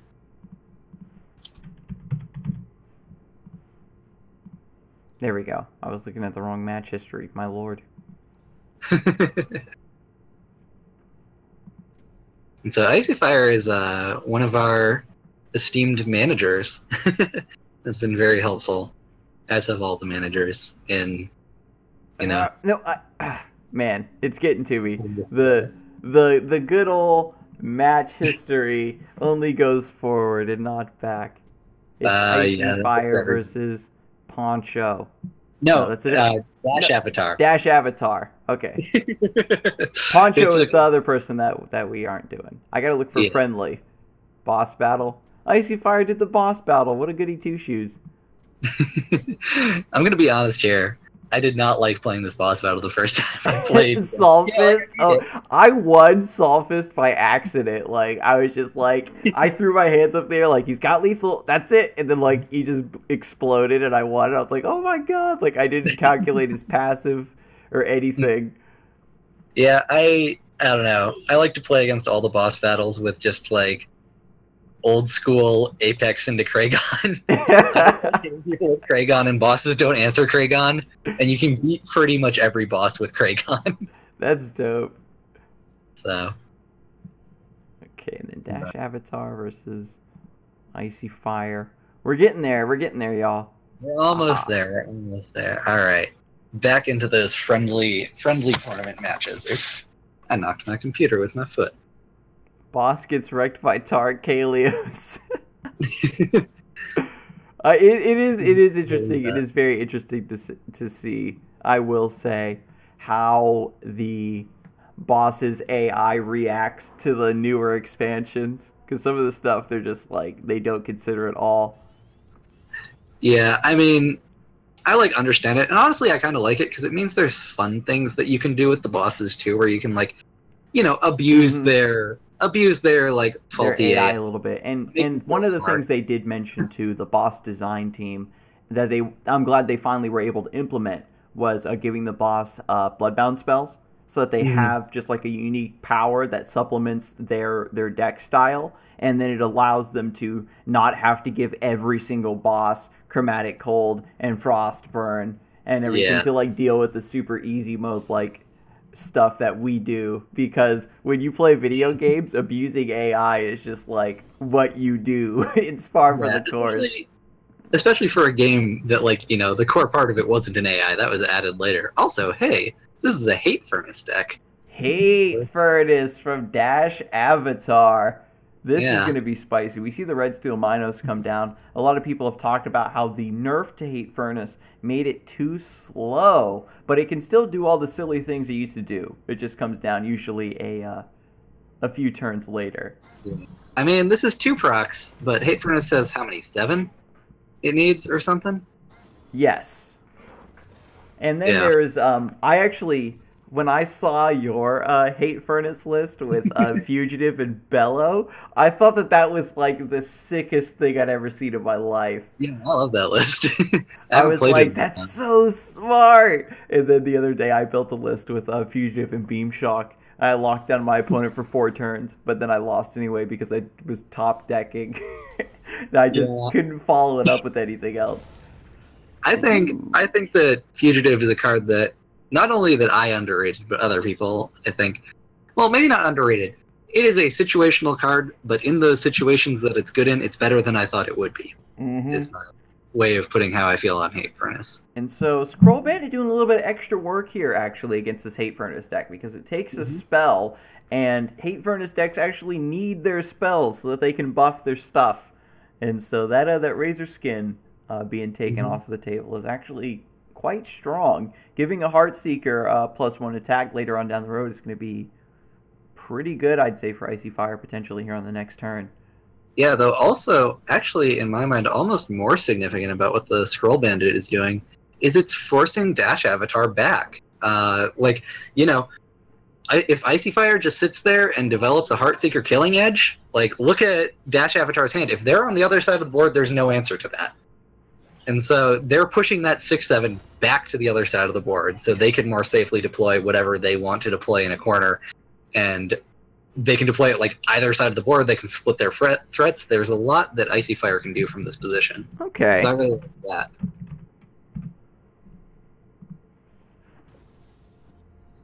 And so, again, with the Razor Skin not being there to complete the turn, this actually does make it pretty awkward. You just play a naked 2/3 red steel like this. Yeah. Man, so I gotta say, in terms of red steel versus Vindicator, because when I was testing the list, I tested both of them. I actually preferred Vindicator pretty well to Minnows, or over Minnows. I guess some people could say that you should play both, but I prefer just playing one, and I prefer Vindicator to Minnows. Yeah, because you can just play the Vindicator, and it's always going to gain stats. Red Steel is, you know, it's a +1 mana body. Like, when minions have Blood Surge, I always basically count them as +1 mana. Mm-hmm. No, it also lets you do stuff off of, like, Alcyon Fugitive, which I guess is more of a component in my deck than in this deck. But in my deck, when you put your BBS into your hand, Vindicator also counts those procs, whereas Minnows doesn't. As, like, buffs towards Hate Furnace. But it looks like they're playing both, and probably aren't playing Fugitive, because I'm weird. But let's see here. He has the Lava Slasher for the Heartseeker, which needs to happen. Mm-hmm. But I'm wondering if he just wants to punch down this Panda. Man, I really want to have one more mana, because then he could do both. Yeah, exactly. Get off the BBS plus Lava Slasher. I mean, you have to kill the Heartseeker. And, you know, you can actually just have to kill the... He has a War Beast. So, can he just take that 5 damage? No. I really don't think so. I don't like putting yourself in range of the Panda, though. Because being in range of the Panda with your general means that, you know, they only need 2 damage to clear the Minnows. Oh, yeah, and so here comes the Tusk Boar. Although, actually, this is being done in a different way. I would have thrown the Tusk Boar into the Minnows and my face into the Slasher to keep the Tusk Boar alive, and I'd take 2 more damage. Yeah, because Dash Avatar is only at 2 out of 7, I think. So Icy Fire does have a lot more time to play around with their health here. Mm-hmm. And although they might get, like, in an optimal world, 2 Phoenix Fires off of their Fox, they'd still be able to put the Tusk Boar back in hand at the end of the turn. So, and they could have played a little bit around Macantor here as well. Like, they could have had the Tusk Boar and then put the, you know, created a kind of L ladder or a diagonal T ladder in some way, which would have let them keep one of their minions alive or forced Starhorn to punch one of their minions. But... And now with the 4 wins, you can see how, you know, taking that damage from the Lava Slasher wouldn't have been a big deal in the long run. Yeah. But this is pretty sweet. We can see here doing the classic Reva strat. I absolutely love this, where you play your minion and run away, and so then your opponent's like, I have to kill this 4 wins, but if I don't chase down Reva, she'll play a Heartseeker, and then I'll be really sad. And yep. Also the what were you gonna say? Finish your thought. That's it. No, the thought is Starhorn is sad right now. Yeah, I was gonna say also it's the classic anti-Macantor strat where you put your 4-power minion 2 spaces away from your general and say pick one. Yeah, there was... I don't know why this ever stuck with me, but somebody I remember posting on the subreddit a long time ago about naming this play. The Roshad, I think it was. It's like a chess term for like castling or some sort of defensive movement. I don't know jack about chess. You guys already know if you watch my stream. a lot of the duelist pros I've noticed have like chess backgrounds. But anyway, this defensive positioning to play around War Beast is very, very good. If you want an easier one to remember, I call it the Monk Business, because when I first started playing in Team Wars with Monk Business, one of the first things I realized was that, like, and he's a Magmar main, so I'm sure this, like, more often, is he, like, every time he'd describe a play against Magmar, he'd be like, no, and then we run to a way to, like, get away from Macantor. And I was like, that's smart. I agree with that, even if I wouldn't have necessarily done it myself. I think it is more right than what I would have done. Also, this is going to be a hefty beating. Ooh, I love it. I love it. 4 wins. Misdragon into the corner of the Jux. And you know, too, the Dash Avatar knew. The Misdragon into that particular corner, he knew the Jux was coming. He's just like, I am sad. Yeah. Oh! And then Ethereal Blades! Yep, the Blades, the Heartseeker, the Flameblood Warlock for lethal, the style points. That was clean. That's so much damage.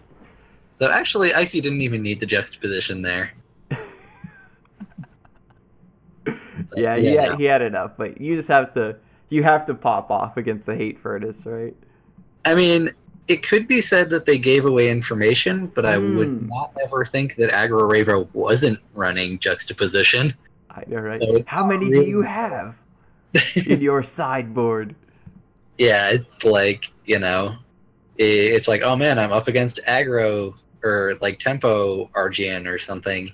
I wonder if they'll have Holy Immolation. It's like, whoa, they do. That's not the card that's like defining the archetype. That's so surprising. And Holy Immolation just, aha, you can't answer my turn 1 Azurite line, and now you just die. Yeah. Hey, so I don't play Songhai, but while you're bringing up this next game, do you know what happens if you take a minion that isn't exhausted from summoning sickness? Like, you know, it was played last turn. Yeah. You move it, then you assassination protocol it, and then dispel it. Is it still able to attack, and can it attack the general? Yes. Neat. Because the assassination protocol just reactivates the minion. And then they keep that reactivation. You can't dispel the ability to move. Yeah. No, I was thinking about how it's like where if you dispel a rush minion, they can't attack, but it isn't rush, you're right? It's reactivation. No, it can't. It can't? still can't attack generals if you dispel that, or it just doesn't move. Dang, it can't. They cannot. Assassination protocol isn't affected by EMP. Huh. Interesting. Thanks, people who play Songhai. Well, there you go. There you go. It's like White Palm. Oh, interesting. Very interesting. Is White Palm not dispellable by EMP? I did not know that either. I can't say I've played those 2 cards in conjuncture. Thanks, chat, for teaching... The Sandbox monsters. Thank you. They're hanging out with those Iron Dervishes all day, every day. Getting the real info. That's wild. I've tested it in Sandbox, and I've only gotten into the Sandbox a couple times. But let me tell you, the only things that I probably should test before I go into real games with them are the things that are probably solved by me just reading the cards a little bit better. Because the massive failing on my end regarding that story was I wanted to make a Storm Kage deck. Because I was like, wait a minute. I went to the Duelist Wiki to look up the Lightning spell that you get. And it's 2 mana, deal 5 damage to a minion. And I was like, wait a minute. I'll play this with Eclipse, right? So crazy strong. Why has nobody thought of this? And it's because the Lightning can only affect enemy minions. And I literally did not realize that until I had the Storm in play. And then played my Eclipse. It was just like... shame concede. You know, but I can tell you this much.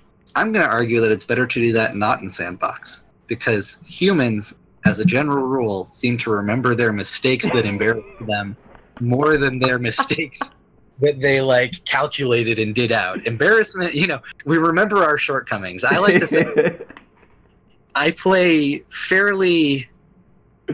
much less intensely on ladder than I do in tournaments. And I like to say that it's because I feel like it makes me remember the mistakes I make on ladder to then use in a tournament setting where there's more of something at stake. Gotcha. So that's my words of wisdom on screwing up: is screw up often and screw up in public, because you'll remember to not do it when it really matters. Ooh. So this is going to be a much different game. Now that we see Icy Fire miss the turn 1 play into Metallurgist Rage Binder. Yeah, as Dash Avatar seems to also have realized with their Healing Mystic Happy emote, as Icy Fire has no play into their 5-mana turn 1 play.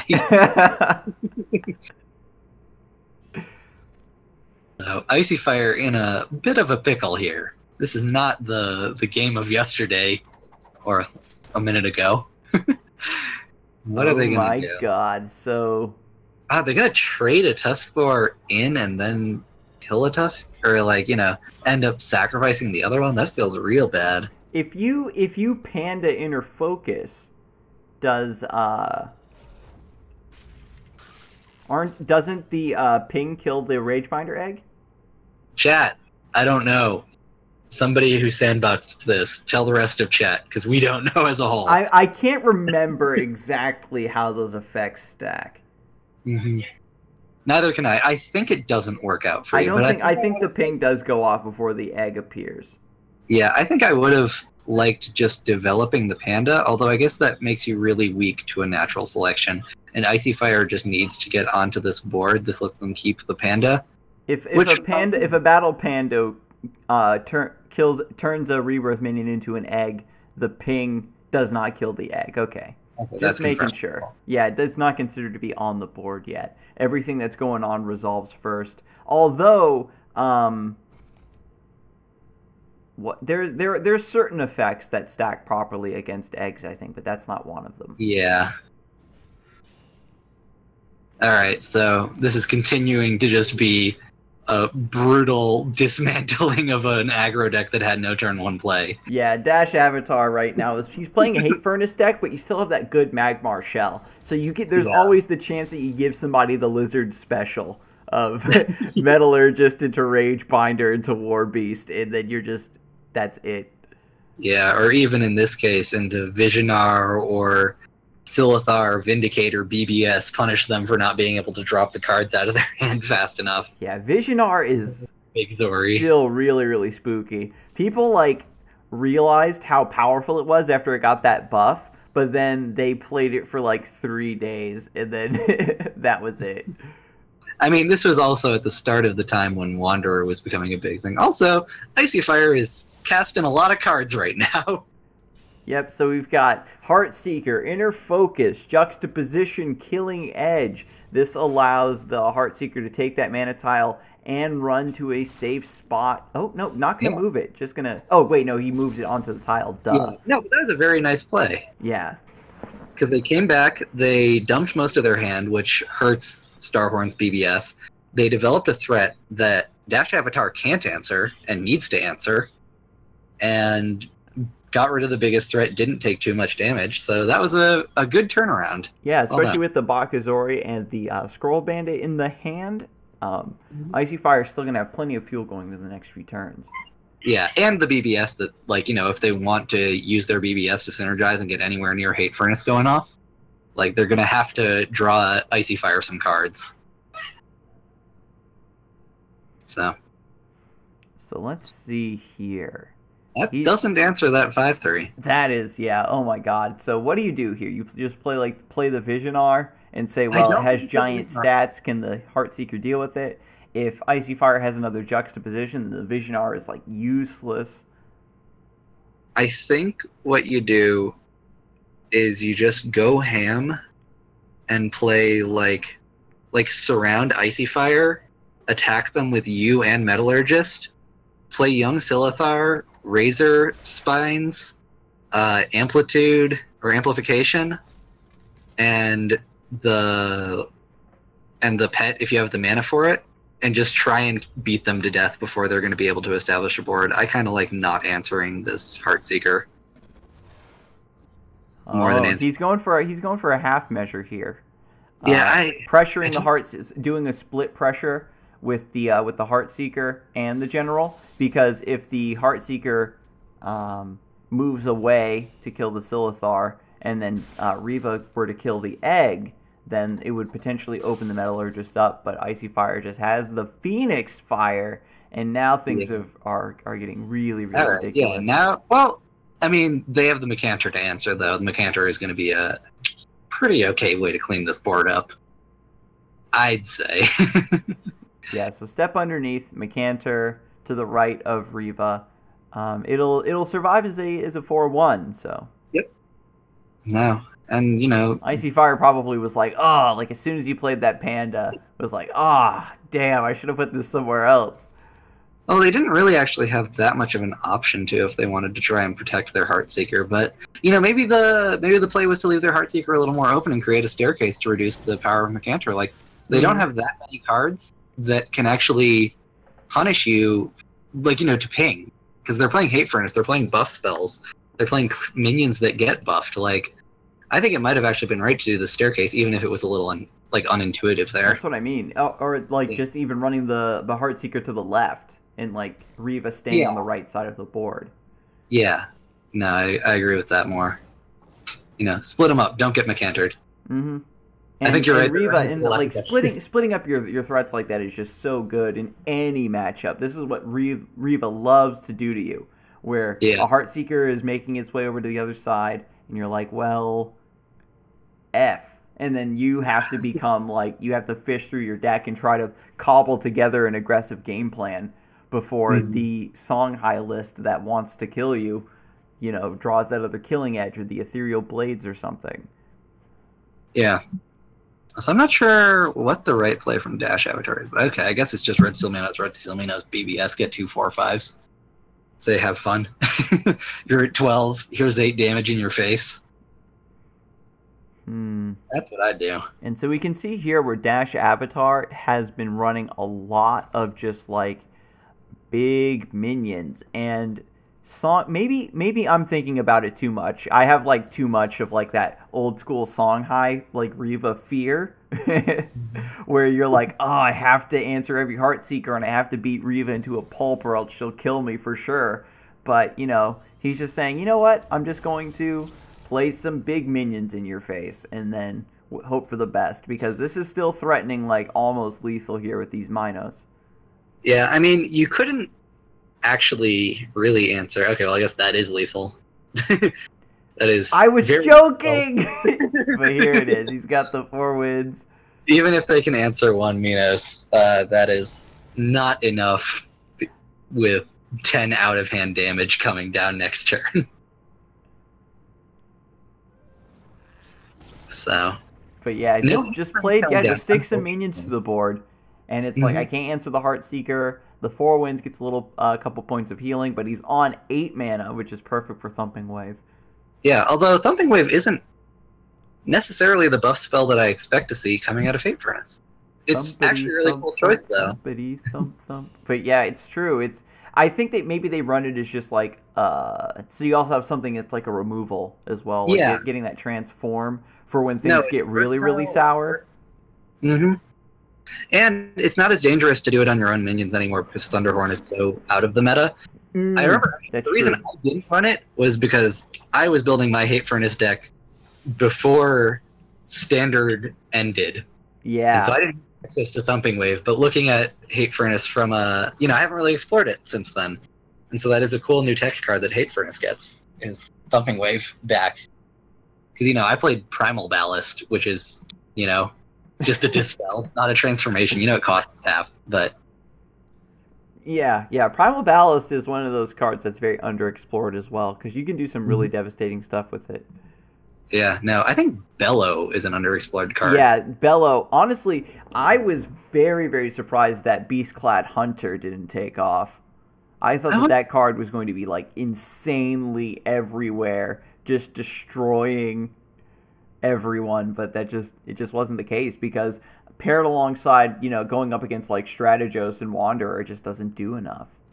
Yeah, but Bellow does against like Strategos and Wanderer. Like, I mean, so I've done it and actually that was my original Hate Furnace's way of beating Wanderer, was to just stunlock Wanderer with Fugitive and Bellow until I just got everything to have Russian Frenzy, and then you could just clear their board no matter how stupid it was.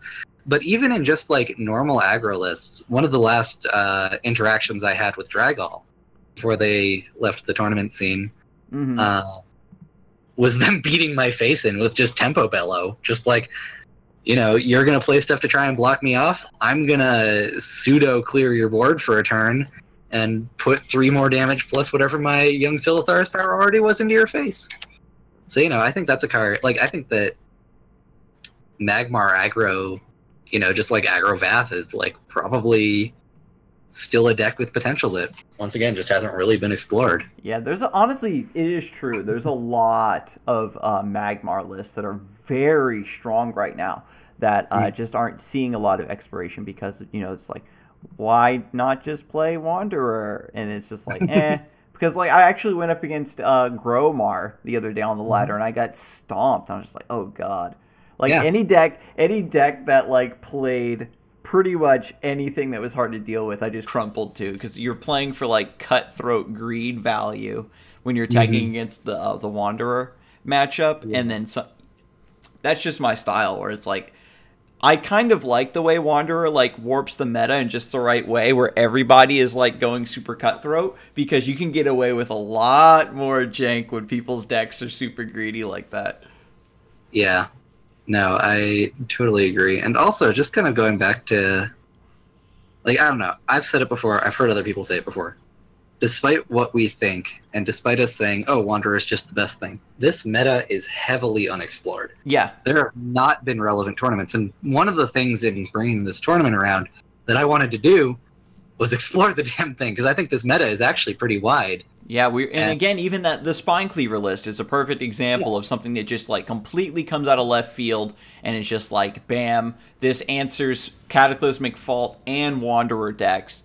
And it's like a huge threat to anything that's not like tacking specifically against artifacts, because nobody deals with Wildfire Ankh very well right now unless you top deck all of your Blood Tier Alchemists.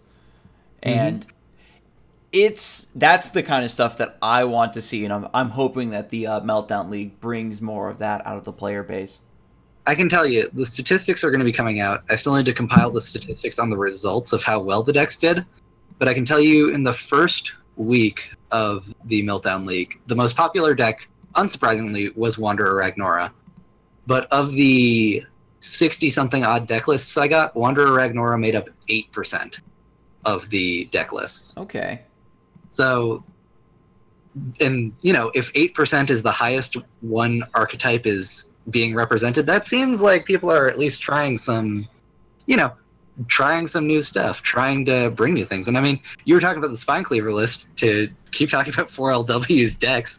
I mean, even that mid-range, like, just Kron Sifron list that we saw beat up on a Wanderer deck. That's not something I've ever seen, so. Yeah, so Sifron is actually, outside of, like, Sirocco Saj, one of my favorite, like, just, like, sub-archetypes of Vitruvian. And I was playing Sifron with it was like a hybrid Golem Feather Knight deck. And that is actually really insane in Sifron, because it allows Skarza to, like, trade into things it normally wouldn't be able to, running really, really cheeky, like a kinematic projection. It's good fun. I gotta say, it's kind of funny. Coming up against you on the ladder, I pretty much always put you on attempting to stick Skarza into whatever you're running. So, like, I always have in the back of my mind, over the course, if I don't see it, I might let up a little bit on that, but when matches start, I'm like, all right, I need an answer for a 3-drop. Need to answer a 2 toughness dude. Don't let my 1 power dudes in the open as much. If possible. But alright, getting into this match. Well, a big Zori's in play, so Icy Fire is never running out of cards. And I know Bakazori is so good. The fact that you're running the Jux, you're running the Mist Dragon, you're running the Inner Focus. Turning those spells also into cantrips is just so much fuel for this aggressive list. And this one aspect of this matchup we really haven't talked about is just how Dash Avatar wants to draw cards because he needs those spells for his own trial. He wants to pump his Visionars and his Vindicators, but it feels so bad when you're drawing cards for a Songhai. Yeah. No, especially in aggro deck. Although, well, I guess you can pretty well deal with the 8/9 Minos by just juxting it away. Yeah, so he's actually burning a couple cards by doing this. Not too many cards, but they are going to be able to make their own. They're also playing Hate Furnace here, in terms of buffing their guy with +1/+1, and then buffing their guy with +4/+2, and then punching them in the face for 7. It's an 8/9 versus a 7/7. Seems fair. And a Bakazori is typically not very good in this matchup, right? Because it's very vulnerable to natural selection, Plasma Storm, and the like. But Dash Avatar's list is, again, based more around just playing like solid mid-game threats. Yeah, that's what you gotta do to stick. Yeah, exactly. When you're running the Hate Furnace, just getting stuff to stick. You can't spend time just bullying your opponent's board like a typical Magmar deck. And that's probably another aspect that plays into Hate Furnace's underexplored status right now, is just because it doesn't play like the Magmar deck everybody's used to. Yeah, no, like when I played it basically as a control deck. And, there's been like a bunch of aggro versions of it too, mid-range versions with like Visionar. Mm-hmm. And I mean, I was even looking in chat. Starkly was bringing up, what's great in Hate Furnace is Mandrake. Probably. Oh yeah, that does make a lot of sense because you get that 0 mana minion that you can just dump a bunch of spells onto, or after your Hate Furnace goes off, it's 0 mana, deal 6 damage AoE. That's actually really, really godlike. And you play it with like Tectonic Spikes and stuff, so you're in Starhorn, so it's not like, oh, I'm not going to be able to, I'm going to run out of cards. Like, once you kind of get the rhythm going, these Hate Furnace decks can just keep their hands full, can keep themselves doing stuff over and over. Also, I just realized Big Zori is really bad against Vindicator, and I think Icy Fire just realized that too. Oh yeah, he's like, wait a minute, I have to not move this thing. When I could have killed it. Ooh, he takes the 6 damage like a hero. This is game 3, so Icy Fire really has an idea, has a really good read on what kind of burst this deck is capable of. And so we can see here, after they've played a few matches, earlier in the set, Icy Fire was hesitant to take a big chunk of damage, but there, he just takes it like a hero, and I love it. Also, I like the Tusk Boar placement, because it means that Dash Avatar is either going to have to attack the Tusk Boar or move the Minos in a way that isn't directly going towards Reva. Like, 2 to the left is a more powerful position than 1 to the left and 1 down. Mm-hmm. It, like, threatens more spaces. It's where the Minos wants to be, and so by moving the Tusk Boar there, you are blocking them from doing that. And then it also dangles it away from Reva to play a little bit around War Beast. He's going to have to... Oh, this is really awkward, actually, because if he really wants to, like, clear that Heartseeker, but then he's standing next to the 7/5. That is... Oh, these are some really, really gross stat lines. I mean, they don't even have the War Beast, though, so they can't actually... I know. I'm just thinking about, like, what possibly Icy Fire is, like, playing around, and this is just a gross setup. It's like, where is your Homeostatic Rebuke? Yeah, no, what they really need is that Flash Mechanter Greater Fortitude we were talking about earlier to get out of this one, but I don't think that's going to happen. I think Icy Fire has this game. Yeah, let's see here. Kills the Tusk Boar. He's got 5 damage. He's hoping that the Rage Minder plus the egg will be able to body block, but let's see here. This is 7, 8, 9, 10, 11 with the... Yeah, because he could have just... Oh Yeah, no, he getting just lethal kills in the a different. Rage Binder. He's just doing style points now because he could have just done Heart Seeker punches, Riva punches, Phoenix Fire Face, but he wants to get the Bakazori. I don't actually see. Yeah, it is definitely a style point, but I don't know if it was an intentional style point because I totally know that situation where you're like, oh man, this is the line for lethal, and then And like then I know you have like 8 lines to lethal, and you're doing all of yeah, them at once somehow.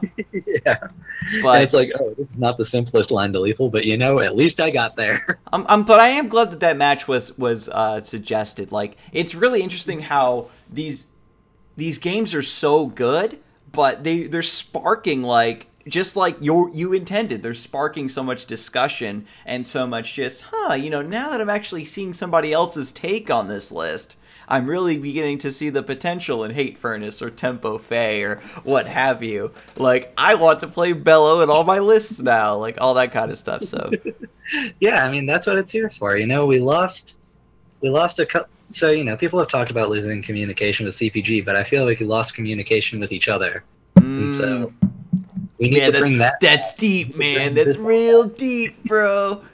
I had a lot of thoughts about putting this together, and if I'm going to claim that something is going to be the thing that helps us bounce back a little bit, I gotta go the whole 9 yards on it.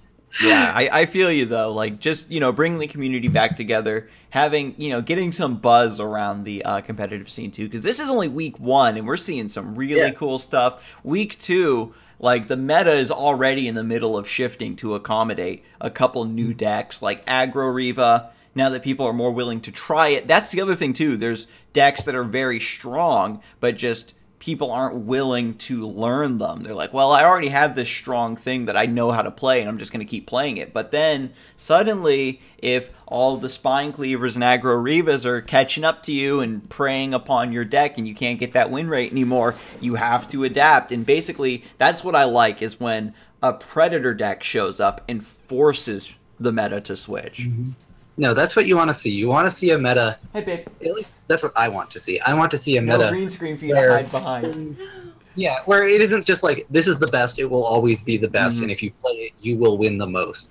But where it's like, there are ways to punish this. It might not be the things that are being played, but there are actually kind of ways that you can get those little edges that will give you those advantages. And it's not to say that the decks that have been the best aren't strong. I'm not saying Wanderer.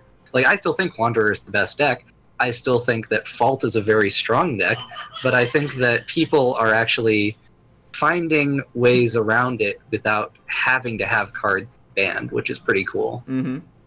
And another thing that I hope a lot. Yeah. So I'll let you finish that thought that you're about to segue into while I look up the next round. Who is our next set of competitors? That is Baronian versus Lightning Feet. Okay. So you were saying not having cards banned. Oh, yeah. Let me think. I still need to get back on track for what I was saying. Yeah, just finding ways to play around Wanderer and actually contest it. Oh, yeah. So I wasn't saying that it's not the strongest.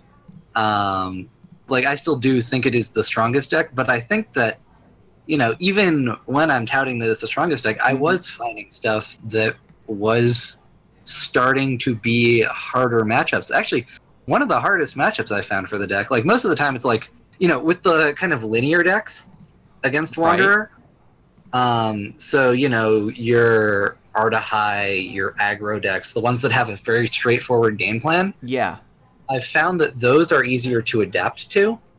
The ones that gave me a really hard time, the first deck that gave me a really hard time, and I was like, I don't know what I'm doing, or I don't know how I can be advantaged, I think I might just be disadvantaged, was against Monk Business's Ebenox Titan deck. Ooh, what? Yeah, Ebenox Titan deck. He won I played against him in the finals of the Octocon tournament thing, just like a Wednesday tournament. Mm-hmm. And he was like, I didn't think this deck was going to do well. I played it because I wanted to, and I thought it was going to lose.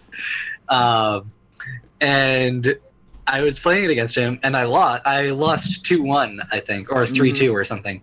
But in playing against it, it was playing just like big threat after big threat. It was playing Mage Sworn that turned off my BBS. Okay. And once Ox came down, it was like a 5-mana tempo play along with like a Dagona or something. And he's a good enough player that he's able to just sequence well enough to get out Ox at a reasonable pace. And I have to say, shout out to everybody. Shout out to all those diehard Evan Ox fans that have been doing the science in the shadows this entire time. And now I actually ran into a little bit of Ox on the ladder the other day too. It's pretty intense. I'm looking forward to the Hideatsu meta. So I've been, I don't know how much you know about me and Songhai, but we don't get along. But I have been touting this Ox deck as one of the most underplayed decks, and it might be because it's difficult. It's also Reva and not Kalios, Monk Business's version. Because the BBS also pings. Because Eben triggers when you play from hand, the Destiny triggers when a minion hits the board, and so Reva gives you a Heartseeker, and pings something. Oh. Yeah, so that's like a cool Reva synergy with the deck, but okay. And again, you get the whole split threat style. And anyway, we actually have the next match brought up here. It is Baronian versus Lightning Feet. And let's go ahead and hop in. Baronian playing Wanderer, and Lightning Feet not playing. There's no Strategos here. I mean, we've got like Tempo Brome would be my guess, with Repulsor Beast and Tempest and Primus Fist. Generally, it's Tempo Argeon with the +2 attack, but Lightning Feet. I've known they're a newer player, but they do play Tempo Lionar. Okay. They posted an artifact Tempo Lionar list at the end of last month, but that was Argeon. They actually beat me when I was climbing with Wanderer with that list last month. So I know that list at least has the potential to beat Wanderer, and I don't know how this list is an extension of that, or if it's just something a little bit different. Yeah, because maybe the only reason I could think of maybe running Brome over Argeon is perhaps you value having the bodies a little bit more in certain matchups, or if he, in order to supplement the card draw of the deck, is relying on Afterblaze and wants the Crestfallens for that card draw. Yeah, no, that could be. But wow, look at this Baronian bringing the Bloodbound Mentor. I love this for the early game. Yeah. No, I mean, it's a solid 3/4 body. It sticks around for Wanderer. It gives you card advantage if you need it. You have to deal with Ripper Eggs. Like, even if you're not worried about the combo, they just generate a ton of value. So, and Starkly also, again, chiming in the chat saying that they believe that Tempo Brome is actually stronger than Argeon. And, thinking about it, like, with stuff like marching orders and stuff starting to creep into these lists, it, getting a beefy provoke that's spell immune is really going to lock your opponent down. So there's definitely a lot of angles to consider nowadays with the Tempo Argeon. It's not as cut and dry a deck as people initially thought. Yeah. No, that's true. I mean, Pow and the Kissa, who I think either yesterday or early today ended up taking S1 for however long they're going to have it, actually is running marching orders in Ziran when I watched one of their replays. Oh, that's actually incredibly frightening.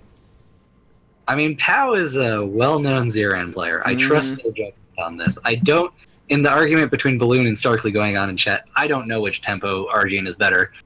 Of all the line art I play, I don't play Tempo. I've been experimenting with the archetype a little bit, and I can definitely see the potential because I was running like a half swarm Brome, and probably the reason I didn't immediately discover the immediate apparent strength of the archetype was because I was running it with Feather Knights and trying to cast marching orders on a 1/2. It's like, man, this doesn't feel too strong. But the other thing too is I haven't been converted to marching orders as quickly as other people have within like the last, honestly, like week and a half or 2 weeks. Marching orders has been like the hot new flavor of the month card because I am such a slut for Dauntless Advance. I love that card. So every time I'm like, I should put a 2-mana spell in here, and I have to choose between marching orders and Dauntless Advance, I'm just like, Dauntless Advance has bailed me out of like the silliest situations like so many times that I can't not run it. Hey, do you want to know a stronger Dauntless Advance that will also keep you away from the temptation of marching orders? Did you know that Alabaster Titan is actually just Dauntless Advance because none of your minions take damage, and you get a 7/7, and you get 3, and you buff all your guys, and I know, right? Dauntless Advance is just me. It's just my inner Alabaster Titan main wanting to be played at all times. No, but Titan has been what I've been championing recently as a really good meta pick. For similar reasons to the Ox thing, I think it matches up well against. I think it matches up well against Wanderer because once you drop Titan, it doesn't matter their stats. Like your guys get so buff and have force field, and they don't have many answers for that. That's true, and it's like they just play an EMP, and then you just play your other Titan, and then that's that. Yeah, and against Fault, I've been running Sunbreaker 3 of in my Titan list. It's been super big. Ooh. It's really good against all of the BBSs, or I guess not all. People have started playing. Yeah, calling out you there, Icicle. Some people play Roam, but against Wanderer Reva and Wanderer Ragnora, which are the most common, Sunbreaker destroys the BBS even when boosted. It kills Fault turn after turn. And so I think that's just a really good tech card and really makes up for like the downside of not having spells because it, sort of acts as a spell that is really important right now, which is Tempest. But meta discussion aside, I'm really excited now to play some of these Lionheart decks. When you release these lists, I'm going to be the bottom feeder on the ladder. I'm going to be comping all of these decks. But we finally get to see the mythical double Arclight Regalia. This is something that only happens every once in a while, and Baronian is sweating. And now we can finally see the Bloodbound spell, like how devastating this could be when you're like, I want to run away, but I can't. Or, I can, but I have to, move my Bloodbound Mentor or something.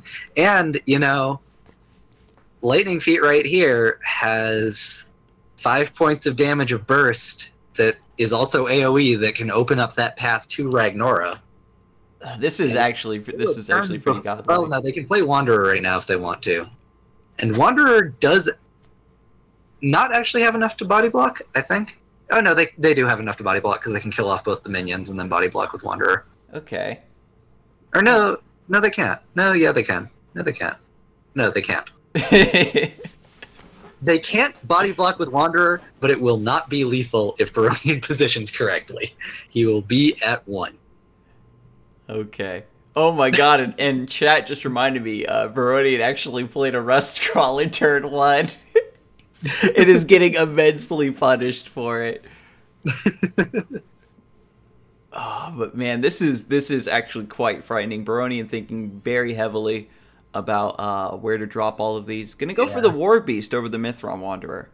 Okay. This is actually much more likely to end in lethal, unfortunately, for Baronian. For Baronian. Because with the Wanderer play, what you could have done... Oh, I guess he's breaking the artifacts with this. That's what the play was. Ah. Or not. Ooh, never mind. Keeps the... Oh, he roped! They might have roped there. Yeah, he roped. The angry song high face. The rope claims another victim. That is I feel that in my soul. I'm the resident rope king around here. Hey, that's I don't rough. know if you know this, but if you subscribe to Meltdown Town, you can get the Meltdo 3 rope emote. We are well suited for our roping companions. Oh my god. But that was absolutely terrible. Yeah, he would have been able to buy another turn. I wonder how that would have played out. If he broke the Regalia. Feel like Lightning Feet, given their deck composition, probably would have been able to pull that out. Yeah, just because he had the Trinity Oath, the Sunstrike, and the Tempest, and we didn't see... Wait, no, Baronian had a Saurian Finality, didn't he? Yeah, but he had 7 mana. Also, Nick Claren! Nick Claren! Getting the rope emote! Thank you. What a bro. Also, any subscriptions that go to Meltdown Town, we are actually going to donate into the prize pool. So that is $250 because we have to give half of it to Twitch because that's how it works. But that is $250 towards the prize pool. So thank you for pushing us over 666, Nick Laren. I know he's a bro, and he's also holy. Yep. I know, right? Evil be God. One of the things I love about Meltdown Towncasts is when we forget to cast and get into conversations. Yeah, that honestly, but that match was pretty sick though. I want to play that bro bliss now. No. And the thing is, in Meltdown Town we just get inspired. Oh, I skipped it. Meltdown Town is about inspiration. It's not just about gameplay. It's about seeing everything and thinking about it. We love it. We like to think we're a sort of unique experience. I know, when you have a bunch of high level players sitting around just talking about the meta, like that's half the fun of card games. It's just like theory crafting and oh wow, I accidentally left that replay cooking, but that's okay. It's okay. We can restart that a bit. We'll or we can just start it there. Oh yeah, we're gonna do the in medias res. Oh my god, they thing. played a young Silithar turn 1. I want to know why. I know, right? We're missing out on so many places. Plays it. However, we do see the Dawn's Line, which does lead me to believe this is kind of Lightning Feet's signature artifact tempo. Okay. Or artifact-based tempo. I know that there are some people who have been exploring Dawn's Eye too. Dawn's Eye, I did experiment with it. It's actually very, very frightening. It's just that you need to it doesn't have the stickiness of Arclight Regalia, so you have to make sure that you're ahead. I think that running the 3 Dawn's Eye was probably correct in my list. I think that maybe 2, so you have it as icing on the cake when you have a really strong early mid. No, and I think it's actually the card in my mind that's... Oops, hang on. Wrong window. One is going at 2 times speed, one's going at 1, but one started first. Which plane will land first? It's it's all resyncing. But I was gonna say, I think that Dawn's Eye is one of the cards that kind of helps bring back the tempo archetype, because it now is a more tempo card rather than like a weird overcosted control tool. Yeah, it keeps Light Regalias alive, and that's a big part of tempo RGN or Brome. That's exactly one of the arguments I've had about artifacts as a whole for a very long time, is that it's a card that's designed to get you value over several turns. And so when you have abilities that balance out the initial tempo loss of playing an artifact alongside the opportunity cost of them being sometimes very, very dead cards when it's something that's really big that you don't want to punch anyway, and or if you're just like distance from your opponent, like artifacts actually do carry a lot of heavy opportunity cost for putting in a deck, and so they need to have tempo built into them, and that's why Arclight Regalia is so good, because being able to deflect a little bit of the damage that you take and just keep pressuring your opponent, especially when you're ahead. Like, we've seen it especially in old school Duelist, where you equip the Arclight Regalia and your opponent doesn't have the resources to break it, so you just hit them for 4, then hit them for 4, and hit them for 4, and you aren't taking any strike back damage for them to equalize that HP loss. It's so powerful.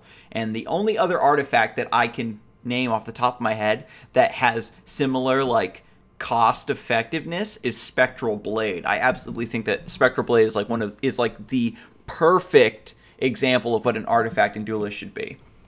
Yeah. No, it is... Spectral Blade is very well designed. Also well designed, Spellbreaker here. Kind of providing a similar thing to what I said in this Wanderer matchup, where you see Baronian trying to win the board, putting a bunch of stuff on the board, and Spellbreaker saying that, I'm going to essentially deal 2 damage to our side of the board and 10 damage to their side of the board. And they can't answer it because it's a very unique threat, There are ways that Magmar could answer it, but they've only got 1 natural selection. They've only got 1 Plasma Storm. And so right here, this just out-of-reach Sunbreaker is really putting the pressure on. That egg is just going to die. Yeah, and what's great about this, too, is that Lightning Feet doesn't even have a board. So he can use the Tempest from the Sunbreaker and then play things, which is just so strong. Yeah. Setting up, he can set up like a 2-turn board clear, that whole bit. Also, importantly though, they can deny the Wanderer next turn if they want to. They can Tempest, punch the 1/4, or the 1/2 at that point. Oh, they're not going with that. They're still going to deny it. Okay. This is an interesting line. I'm not sure I like this more than just like forward punch punch, because you're going to lose your... Oh no, I guess they're not Tempesting. I thought they were going to Tempest. Never mind, this is fine. Okay, have fun. Okay, no, this is... That's a fine line. No, that completely stops Wanderer. It means that you still have the Sunbreaker in a place that can't be hurt. Yeah, and then it gets, instead of casting the Tempest there, you just get to Smork with the Force Field minion. Mm-hmm. Yeah, and then your Tempest is on cooldown. They have to respect it.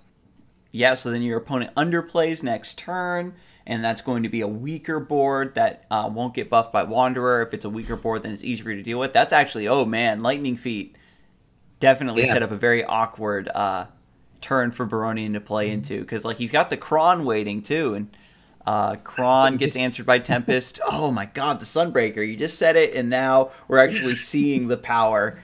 Yeah. Oh, it's so good. Magnificent Hairdo is just too powerful. Basically. You know what they say about magnificent hair. And I mean, it wins you games. Even the Bible says it. The story of Samson. You lose your hair, you lose your power. You lose your hair, you're dispelled. I think that's what the Bible was saying. So, right. what do you think the line is here? For Baronian, play Kron, replace something, and cry. Actually, no, this is a better line than crying, because now even with the Tempest, Kron isn't going to die. And if you can keep Kron alive into Wanderer, that's great. However, it is probably going to get answered either by the Dawn's Eye or by the Circle of Life. So... Yeah, and you can see here he doesn't even replace because he knows that the token is irrelevant. Oh, I would. He really likes his hand though, because they really like their hand. But going into 6 mana, I guess they hadn't drawn the Mecanter, but you want to force them to Tempest, Yeah, you take 2 mana off of their turn, because a 7-drop would just be really wild here if he just ignores the Kron. But yeah, again, Circle of Life is just so strong here. Yeah. No, and man, Baroni is just down to 9. And so the Sunbreaker, because it has Force Field, is pretty awkward for a Wanderer deck to deal with. And also gives you that, Warbird inevitability. So he's just hoping. Baronian, decided not to replace that last turn. Kept the Saurian Finality, saying he's going to Tempest, no matter what. Getting the token doesn't matter. I'm going to try to survive to 8. Saurian Finality my way back into this game. Because right now, he can punch the Sunbreaker with the Young Silithar, and then walk back, and then maybe kill it with Dancing Blades. Yeah. The thing that you can't do is you can't punch the Sunbreaker with your face and Dancing Blades. You can pull off the Dancing Blades BBS here. I think the play... Yeah, where you move the Silithar above, and then you can maybe use the egg to block off that square. Yeah, no, this is smart. There's still a chance... Oh, okay, Ooh, okay, so he goes for the... That's fine. Goes for the Earth Sphere. I respect it. Earth Sphere is a lot harder to cast. No, and, you can still drop Wanderer, you can drop Mecanter to pull yourself back in. They do have another Tempest, which is unfortunate, but they don't have much of a... Well, no, they have Tempest plus Dawn's Eye, which is pretty brutal, but, You've got EMP, which, depending on how they position themselves, might not be able to body block, which would be a little awkward. But yeah, it looks like Lightning Feet is going for this tempo into Dawn's Eye. Yeah, so Dawn's Eye is +4. Sets him down to 5. And so now we can see he's got another Tempest in hand. He's got another Dawn's Eye. I think the bottom one is actually just a little bit behind. Oh, yeah, it is behind. So Dawn's Eye in hand. So... But, so now EMP to break the Dawn's Eye. This is And going to be close. Because, well, we don't know what the third card in Lightning Feet's hand is, but he can Repulsor this EMP away, or if they're greedy, they hold on to the Repulsor and just punch Baronian in the face. Alright, we can almost see what's in I their know, hand. I really want to like fast forward the bottom replay, but it throws off the placement of like everything. Yeah. So we'll just let the suspense build. Jack's True Sight and the Mage Swarm being shown from Baronian's list. Was Jack's True Sight always like the main thing in Wanderer, or was it like a taste thing? It was a taste thing. I wasn't running it up until very recently. Riverath was touting that it is very, very powerful right now. Yeah, because I know that he was like the main proponent of Jack's True Sight being optimal, and I didn't know if that was like just a thing, but that's like more widely accepted now. Yeah, no, I think it's about the meta. If Jack's True Sight is good in the meta, you play Jax. Yeah. If they aren't, you don't. Yeah, because I definitely got carried up to Diamond by Jack's True Sight. Fun fact, Jack's True Sight dies to Sunbreaker. Right? Oh my god, Sunbreaker. Really good the right MVP. Oh man, Baronian gets to heal 10 though and put his power to his attack to 5. That's, yes. That's honestly, I really respect it, because this comes down to like 3 turns ago where he gave up getting a token from the Kron to hold on to that Saurian Finality. Ended up actually replacing the Dancing Blades, but you'd think that the Saurian Finality would be the first thing. No, he did replace it. You're right. Yeah, and so you'd think that the Saurian Finality would be the first thing to be cut from his hand, what he had a few turns ago. But rewarded for taking that line to rely on this huge comeback card here. I still think it was wrong. I still think he should have replaced the Dancing Blades a few turns ago and gotten the token. But I do agree that it would be wrong to replace the Saurian Finality because you're against an aggressive deck. You know that Lightning Feet has been like pushing you and pushing you. And this gives you a chance to make that little bit of a comeback. Also, the stun is actually really relevant because now they can't equip their like artifacts that they keep using. Mm-hmm. That was the big foil to my Animus plate list. Mm-hmm. I was like, I can beat Saurian Finality in this meta if it just didn't stun, and then everybody's like, I can beat Saurian Finality in this meta if it didn't heal. It was like everybody's deck was like severely dicked by one specific aspect of the card they didn't want it to have. Yeah. So now we get to see Baronian basically get a soft reset and say, okay, let's pretend the game is starting over from scratch, except now I get to play my Wanderer. I wonder if they play Mage Sworn. I guess they're just going with Mecanter, but I was thinking about Mage Sworn. Just given the fact that Lightning Feet's been playing like Tempests and like BBS, I mean, I guess those are like really the only two or less cost spells that they've been playing, and they've already played at least one Tempest. Mm-hmm. And I think maybe you just can't pass up such a juicy War Beast when you get to attack a one attack minion like that. I mean, I guess what they're doing is they're making it.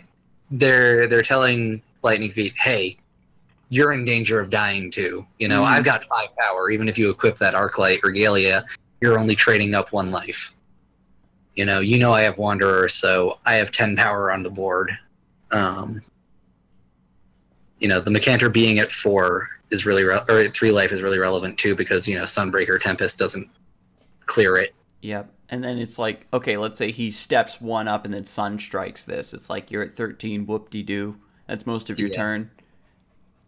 No, especially because the mana reset was pretty big, Lightning Feet. Oh yeah, that's right. The replay doesn't properly track the mana reset, so he's gonna have a pretty weak turn trying to fight back against this regardless. No, I think it was tracked because Baronian was at 8 mana and then went down to 6 mana, and Lightning Feet was at 6 and then Lightning Feet's at 7. Okay, well that's good to know that it did properly go through. But man, what a hero!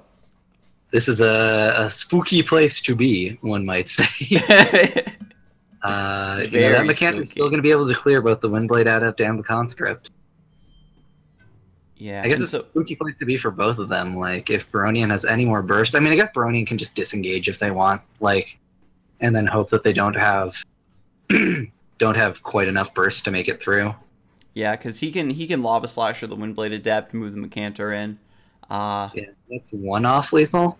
Yeah, because he can't punch through the regalia here. Oh no, that's just It'd be lethal. That's five. just It would be lethal. 5, It's 6, still 7. Yeah. lethal, So that's he lethal. he punches through with the Mecanter. He clears Yeah, no. the provoke. That's and he's got exactly. Well played. Saurian finality. Mm-hmm. Very well played, actually. Baroni ended that game on 2 HP. Yep. And so basically we can see how when decks get greedy, Magmar is more than happy to accept their place in the meta. Yeah. No, and it also shows, how sort of Baronian might not known what they were going into game 1, but they certainly knew what they were going up against game 2. Mm-hmm. And so, that's kind of what people talk about. When people talk about, and saying, like, if you play Wanderer, you know that it's not just, this is bad against this one thing. I guess I can't win. It's not like that. It's like, how should I play my Wanderer deck to win? Mm-hmm. What do I need to do?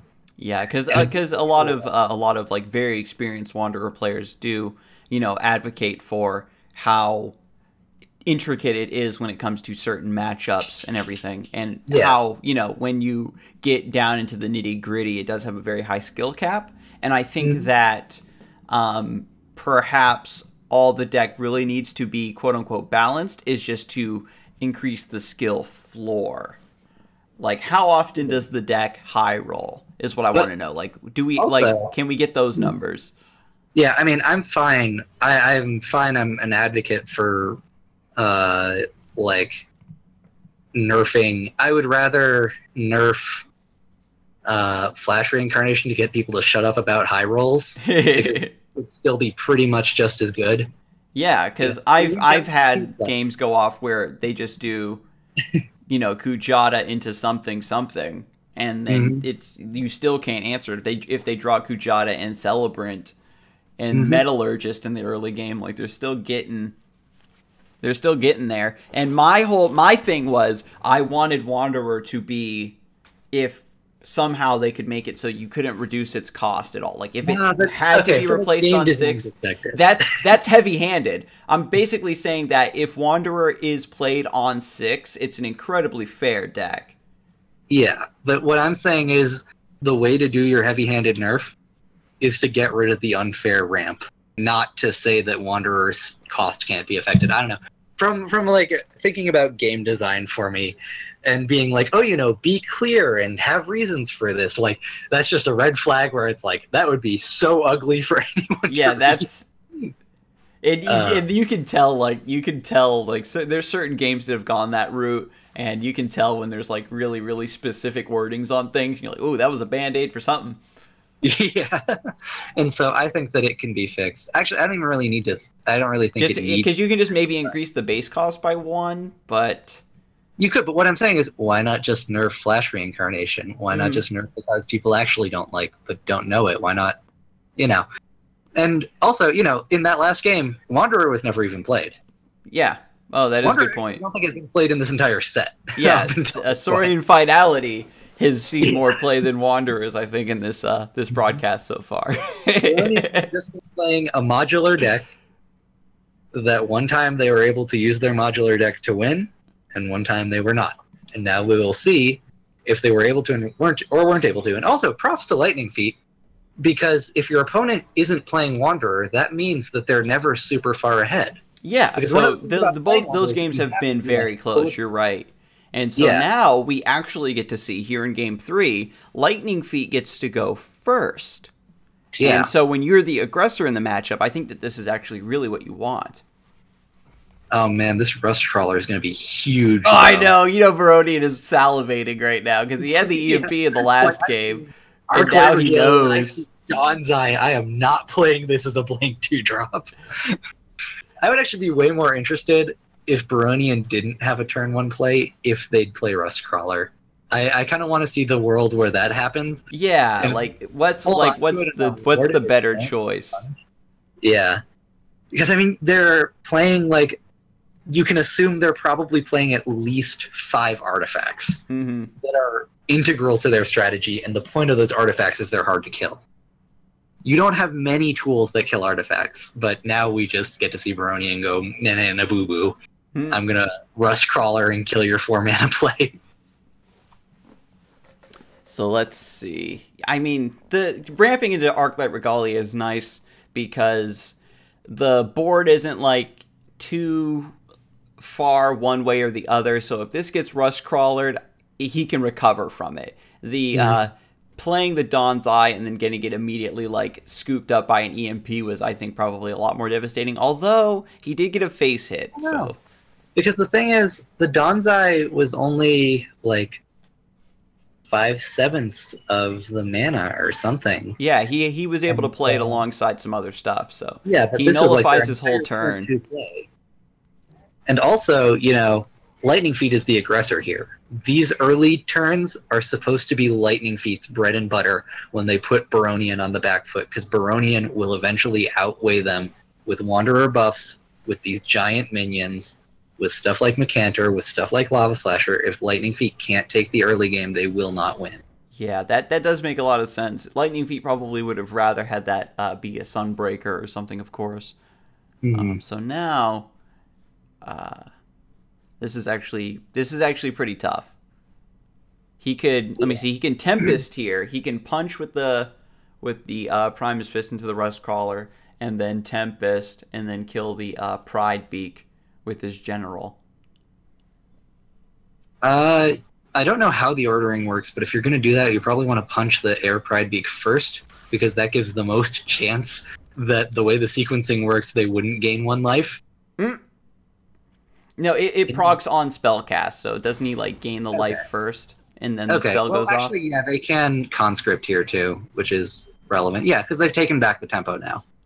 You know, Baronian now is in the seat of having to answer, which they can because they have Lava Slasher into Macantor or into Mithron Wanderer. I think this is just a pretty dang solid draw for Baronian. Yeah, and so just to get like the positional advantage there with the Crestfallen, he's willing to give Baronian an extra HP. Yeah. I think that's worth it. I think it was correct on Lightning Feet's part. You know, like I was saying, you need to win these early turns. They're trying their darndest to do that. Yeah, so now Lava Slasher is the whole turn 5.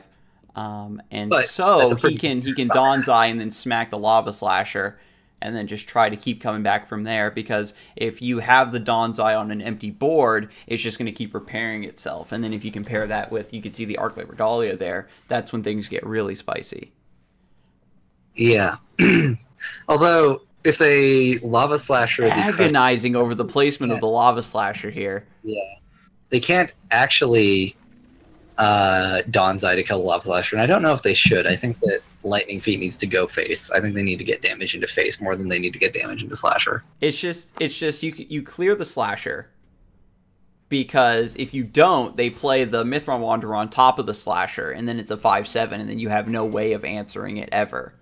I guess that's fair. No, that's fair, and this does mean that, you know, if they play Wanderer, you can clear it with the Repulsor Beast, or you can just go face with the Dawn's Eye clear it with the Arclight Regalia. Yeah, because I think maybe that also entices him to take that line and just clear board, because if he can get a Dawn's Eye to stick and then throw the Regalia on top of this, then the Regalia, unless he deals the extra ping of damage to get through the damage negation of the Regalia, and then more on top of that, then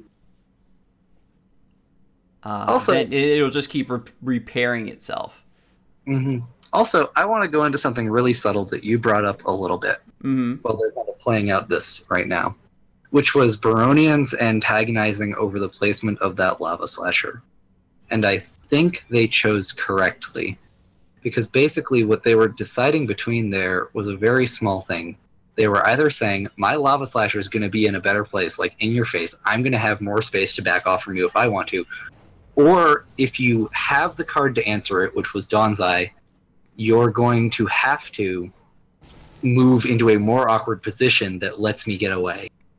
And that's why I think it was right. It forced Lightning Feet to walk over there when they had the card that answered it. If they didn't have the card that answered it, they would still be standing in Baronian's face because they're the aggro deck. So I thought that was very good thought. I don't know how deep Baronian's thought went on that, but I think they made the correct decision in a difficult scenario. That is an excellent point. I think that Baronian did go deep, because he took pretty much his entire turn like You could see him hovering like over several spots and thinking over each line, and being able to get onto Brome's opposite side makes the Crestfallens very awkward to get, to be able to provoke where you want. And so, let me see. We've got Dawn's Eye. He doesn't go for the Regalia. Just gets some bodies down because he wants to tempo this out, like you're saying. He's the aggressor.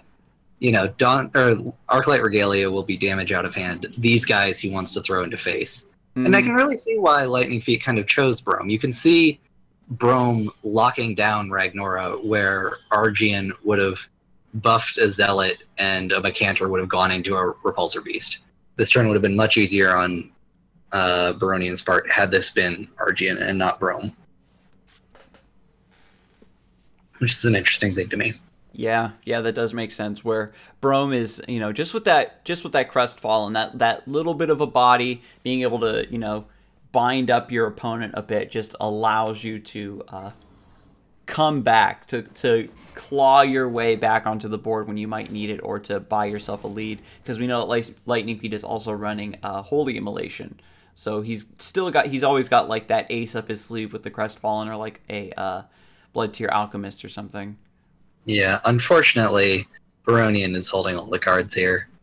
Lightning Feet can throw on the Arclight Regalia if they want to, and Tempest, and Punch, but that's not enough. They're going to die to a Mecantor. They even have a Saurian's Finality in hand if they were in any danger of dying. Yeah, and this positioning is so good, because if Lightning Feet were to Regalia and then Tempest, and then it's like he still needs that 2 damage to go into the Mecantor to finish it off. He has to move out of the way of the Repulsor Beast, so he is stepping towards the Mithron Wanderer, or more than likely having to step below the Mecantor War Beast and allow Baronian even more breathing room.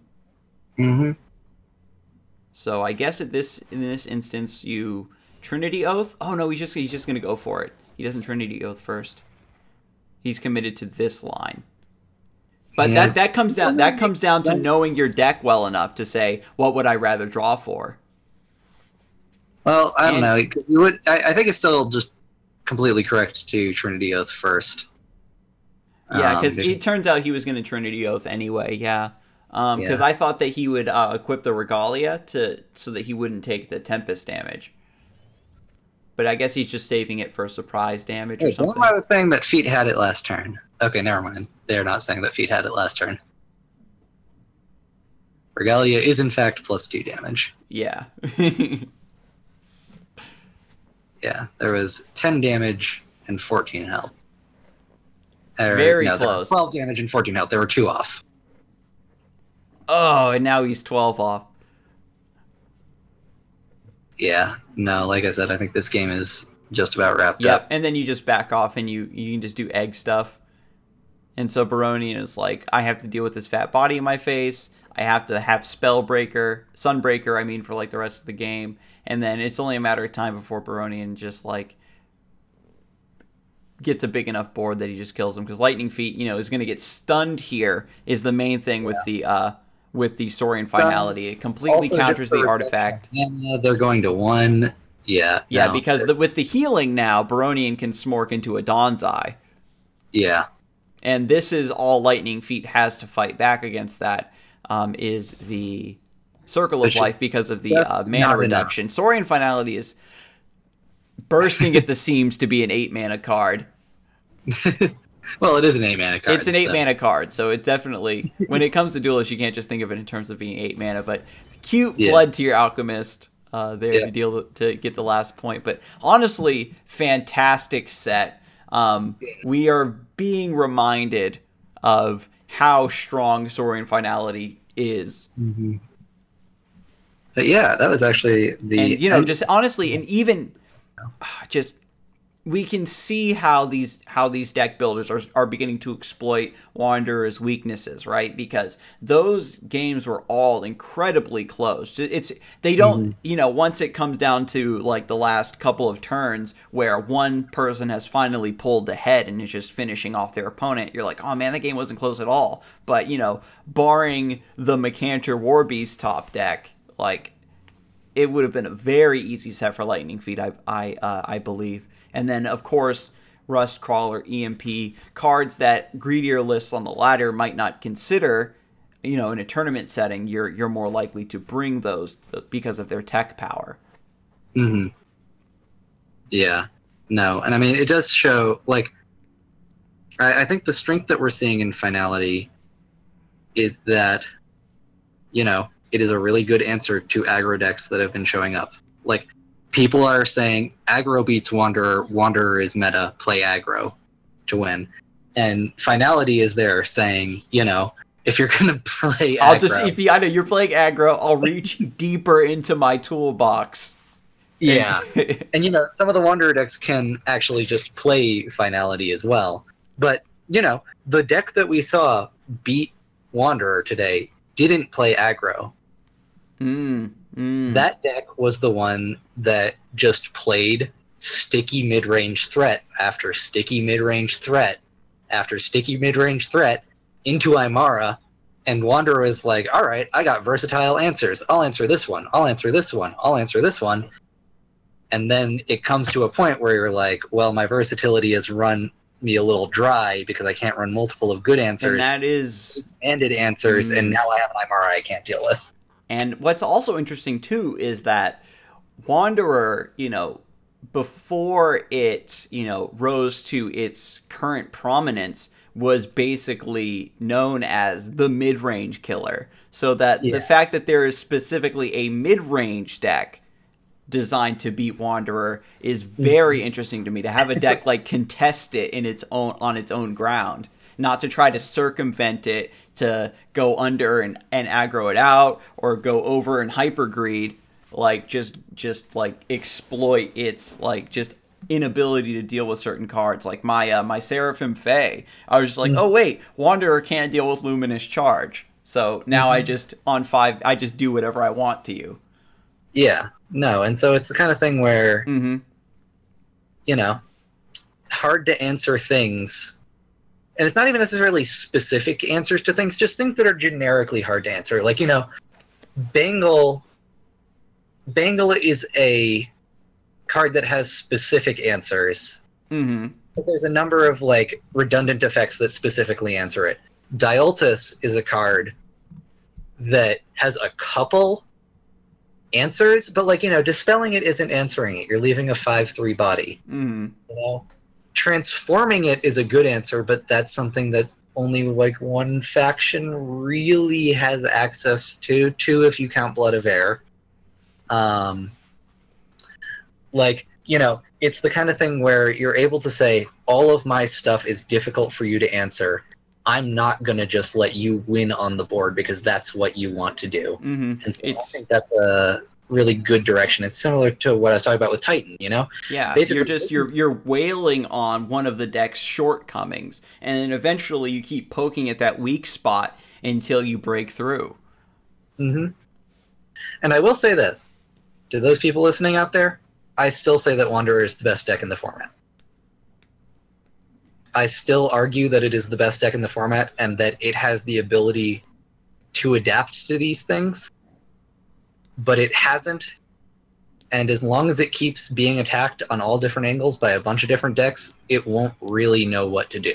Yeah, and so eventually you get the same situation that any other deck does, where you can endlessly tech it all day, but then all you're doing is just putting band-aids on your like bad matchups, and then it just basically comes to a point where Wanderer decks have to figure out what they want their bad matchups to be. And just and that's what you want from a deck. You don't want a deck that's just endlessly adapting. You want to basically say, okay, now we know that you have to adapt this way or else you lose to this deck, adapt this way or you lose to this deck, and then eventually they say, okay, and then it'll be like one of those 5-pointed like stat pentagons. It's like, where are you putting all your stats into? Where are you putting all of your strengths and weaknesses into? And I like that the deck is so versatile and endlessly like adaptable, for these situations. And another thing that is overlooked is Duelist has the most cards it's ever had in the game. So that's a natural boon to Wanderer as well. And what I would like to kind of follow this up with, because I saw Balloon saying you either bring an anti-wanderer list or you don't, and I guess what I'm really trying to say is there isn't an anti-wanderer list, and there isn't a wanderer list. There are lists that you think wanderer will be good against, and there are lists that you think your wanderer list will be good against. There are lists that wanderer is pretty objectively just pretty good against, but that's the same with like a lot of decks. I mean, we saw that in the aggro Fae versus the like finality Earthsphere Vath matchup. Like, yeah, you don't tech for that. You don't go in with a deck that is bad against wanderer and say, I'm gonna win that. Like, or I should win that. Like, yeah, because then you even have wanderer lists that are specifically teched against other wanderer lists.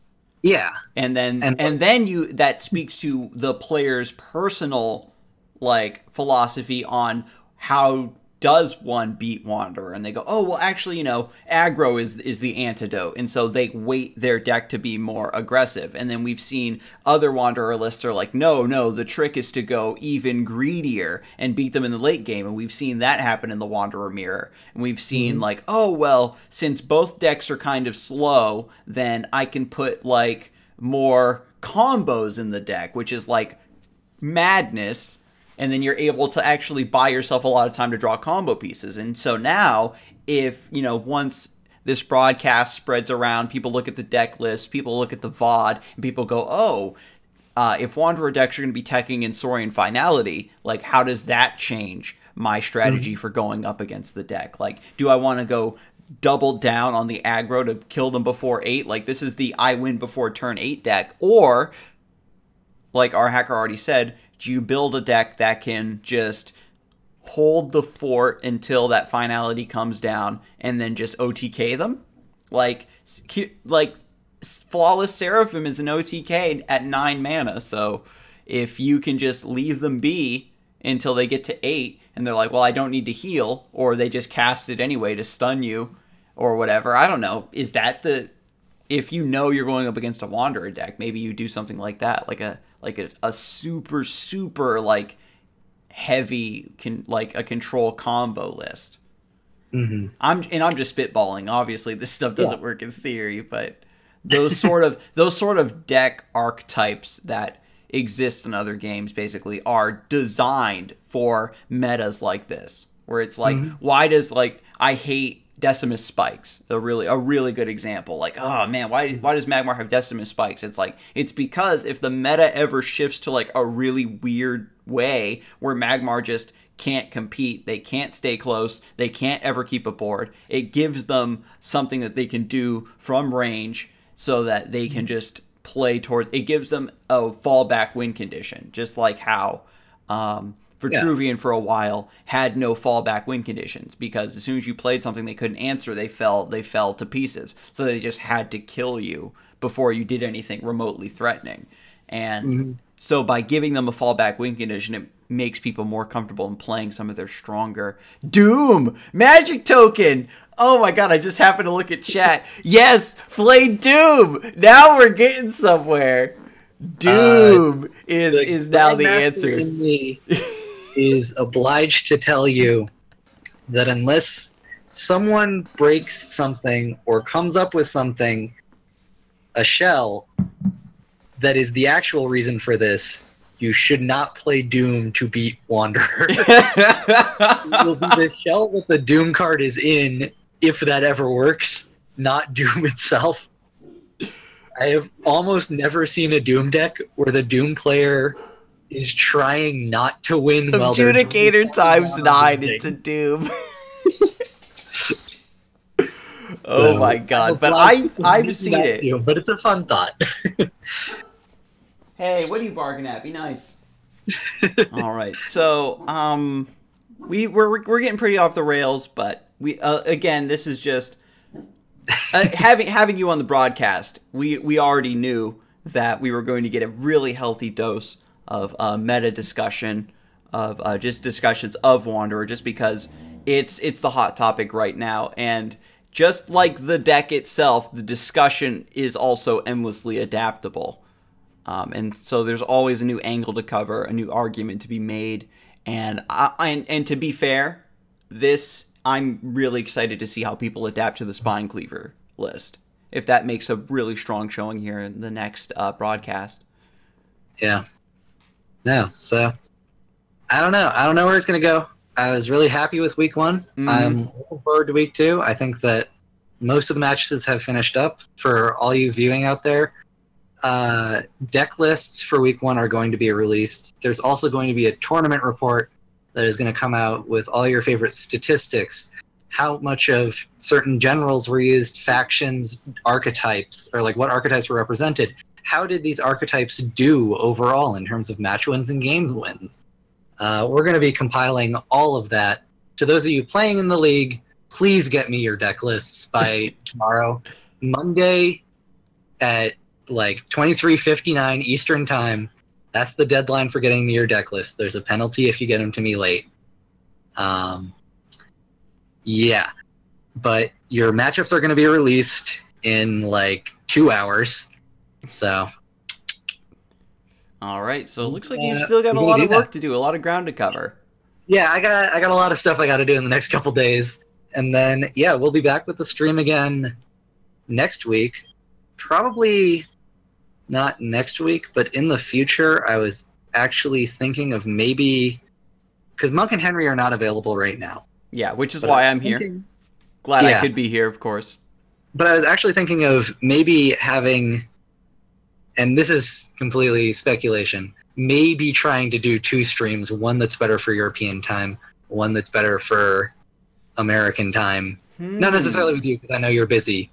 Would love to have you again. Yeah, it all comes down to like my work schedule. Yeah, no, your availability. Like we could have like obviously if I'm ever off Sunday, we can do this stream earlier in the day. But like I got off work at 4 and then we started at 5. No, but I thought it'd be cool. You know, I've got enough connections. I think I can find a guest who has a computer that can run. And that's the other thing too. Streaming tournament, specifically tournament broadcast for Duelists is like rough. Yeah. And we already even saw mine was like sweating there trying to run the second copy of Duelist and it's like lagging. But I can find someone, and if not, we'll just have a Monk and Henry one or something. Yeah, but it's all good. It might be a possibility that we have 2 separate streams, and I think that would be really exciting because then we get like 8 matches instead of 4. Yeah, but that would be sick. And so you've heard it here. A lot of stuff in the works, a lot of new meta and tournament analysis being done. I love hearing about all that. I'm going to be like keeping an eye on all these articles. You're going to be posting them on the subreddit, and we're going to be posting the articles to Duelist Central, and then Duelist from Central. There, okay, cool. Probably. Also, people, you should go to Duelist Central. They've got articles, the power rankings, which are the only tier list I know of coming out right now. I mean, I don't know. There are some people who post tier lists, but one of the tier lists that's coming out is the power rankings next week, and the Duelist Central podcast, I believe, is also happening next weekend. And I think we've got a special guest for that, and I believe that will be Saturday. But I've got to make sure. Nice. And if feel free to say that you can't answer this. Is there a specific topic that you're going to be covering that you'd like to maybe spoil here for us today? Or are you keeping everything under wraps? Not keeping everything under wraps, keeping the special person under wraps. But I think that the primary thought is going to be the first week of Meltdown Town after we've done all the analytics and stuff and kind of seeing us go over that. Because we're just probably going to drop it as kind of raw data and like a little bit of contextualized, but it's going to be a more deep dive into that, as well as the power rankings and the sort of state of the ladder meta. Okay. I think that's going to be our primary topic. Nice. So, again, a lot of stuff to look forward to. Once again, like to thank you for putting this all together for the community and all the supporters of the Meltdown League. And once again to McLaren for that sick holy subscription there. Yeah. No, I'll have to remember to bother Dalbaz, who gets the payments, to put it into the match arena once he gets that 250 from Twitch. Nice. But yeah, no, all subscriptions to Meltdown, the money from that is going to go into the prize pool for Meltdown League. So if anybody wants to throw $5 in and get the Mildew 3 rope sub, which McLaren is so kindly showing off, It is much appreciated. As like I've said many times before, this is by us as a community. This is for us as a community. At the start of these, I'm gonna try and remember to thank everybody who's put forward donations, who's helped out. I really want to thank you all, because we've all got to pull together if we want to pull this thing off. So, yep, and I can definitely say that we are off to a very strong start. Yeah, so again, Saturday's the Duelist Central podcast, and then I believe that is potentially Duelist Central podcast is upcoming, and the next Meltdown League stream is also upcoming. So that's when you'll be seeing a bit more of our hacker's beautiful face, and you all have a good one. Oh yeah. Also, sorry, did you cut it already? No. Oh, okay. I was just gonna say. Also, just for clarification, the Duelist Central podcast is also hosted on the Meltdown Twitch stream. The Perfect. Meltdown. Yeah. So make sure you follow, hit that notification so you know when they go live. Yeah. So follow us. If you like us, and it's not even just me. I'm here sometimes. There's other core members of Meltdown, there's the podcast members, there's everything.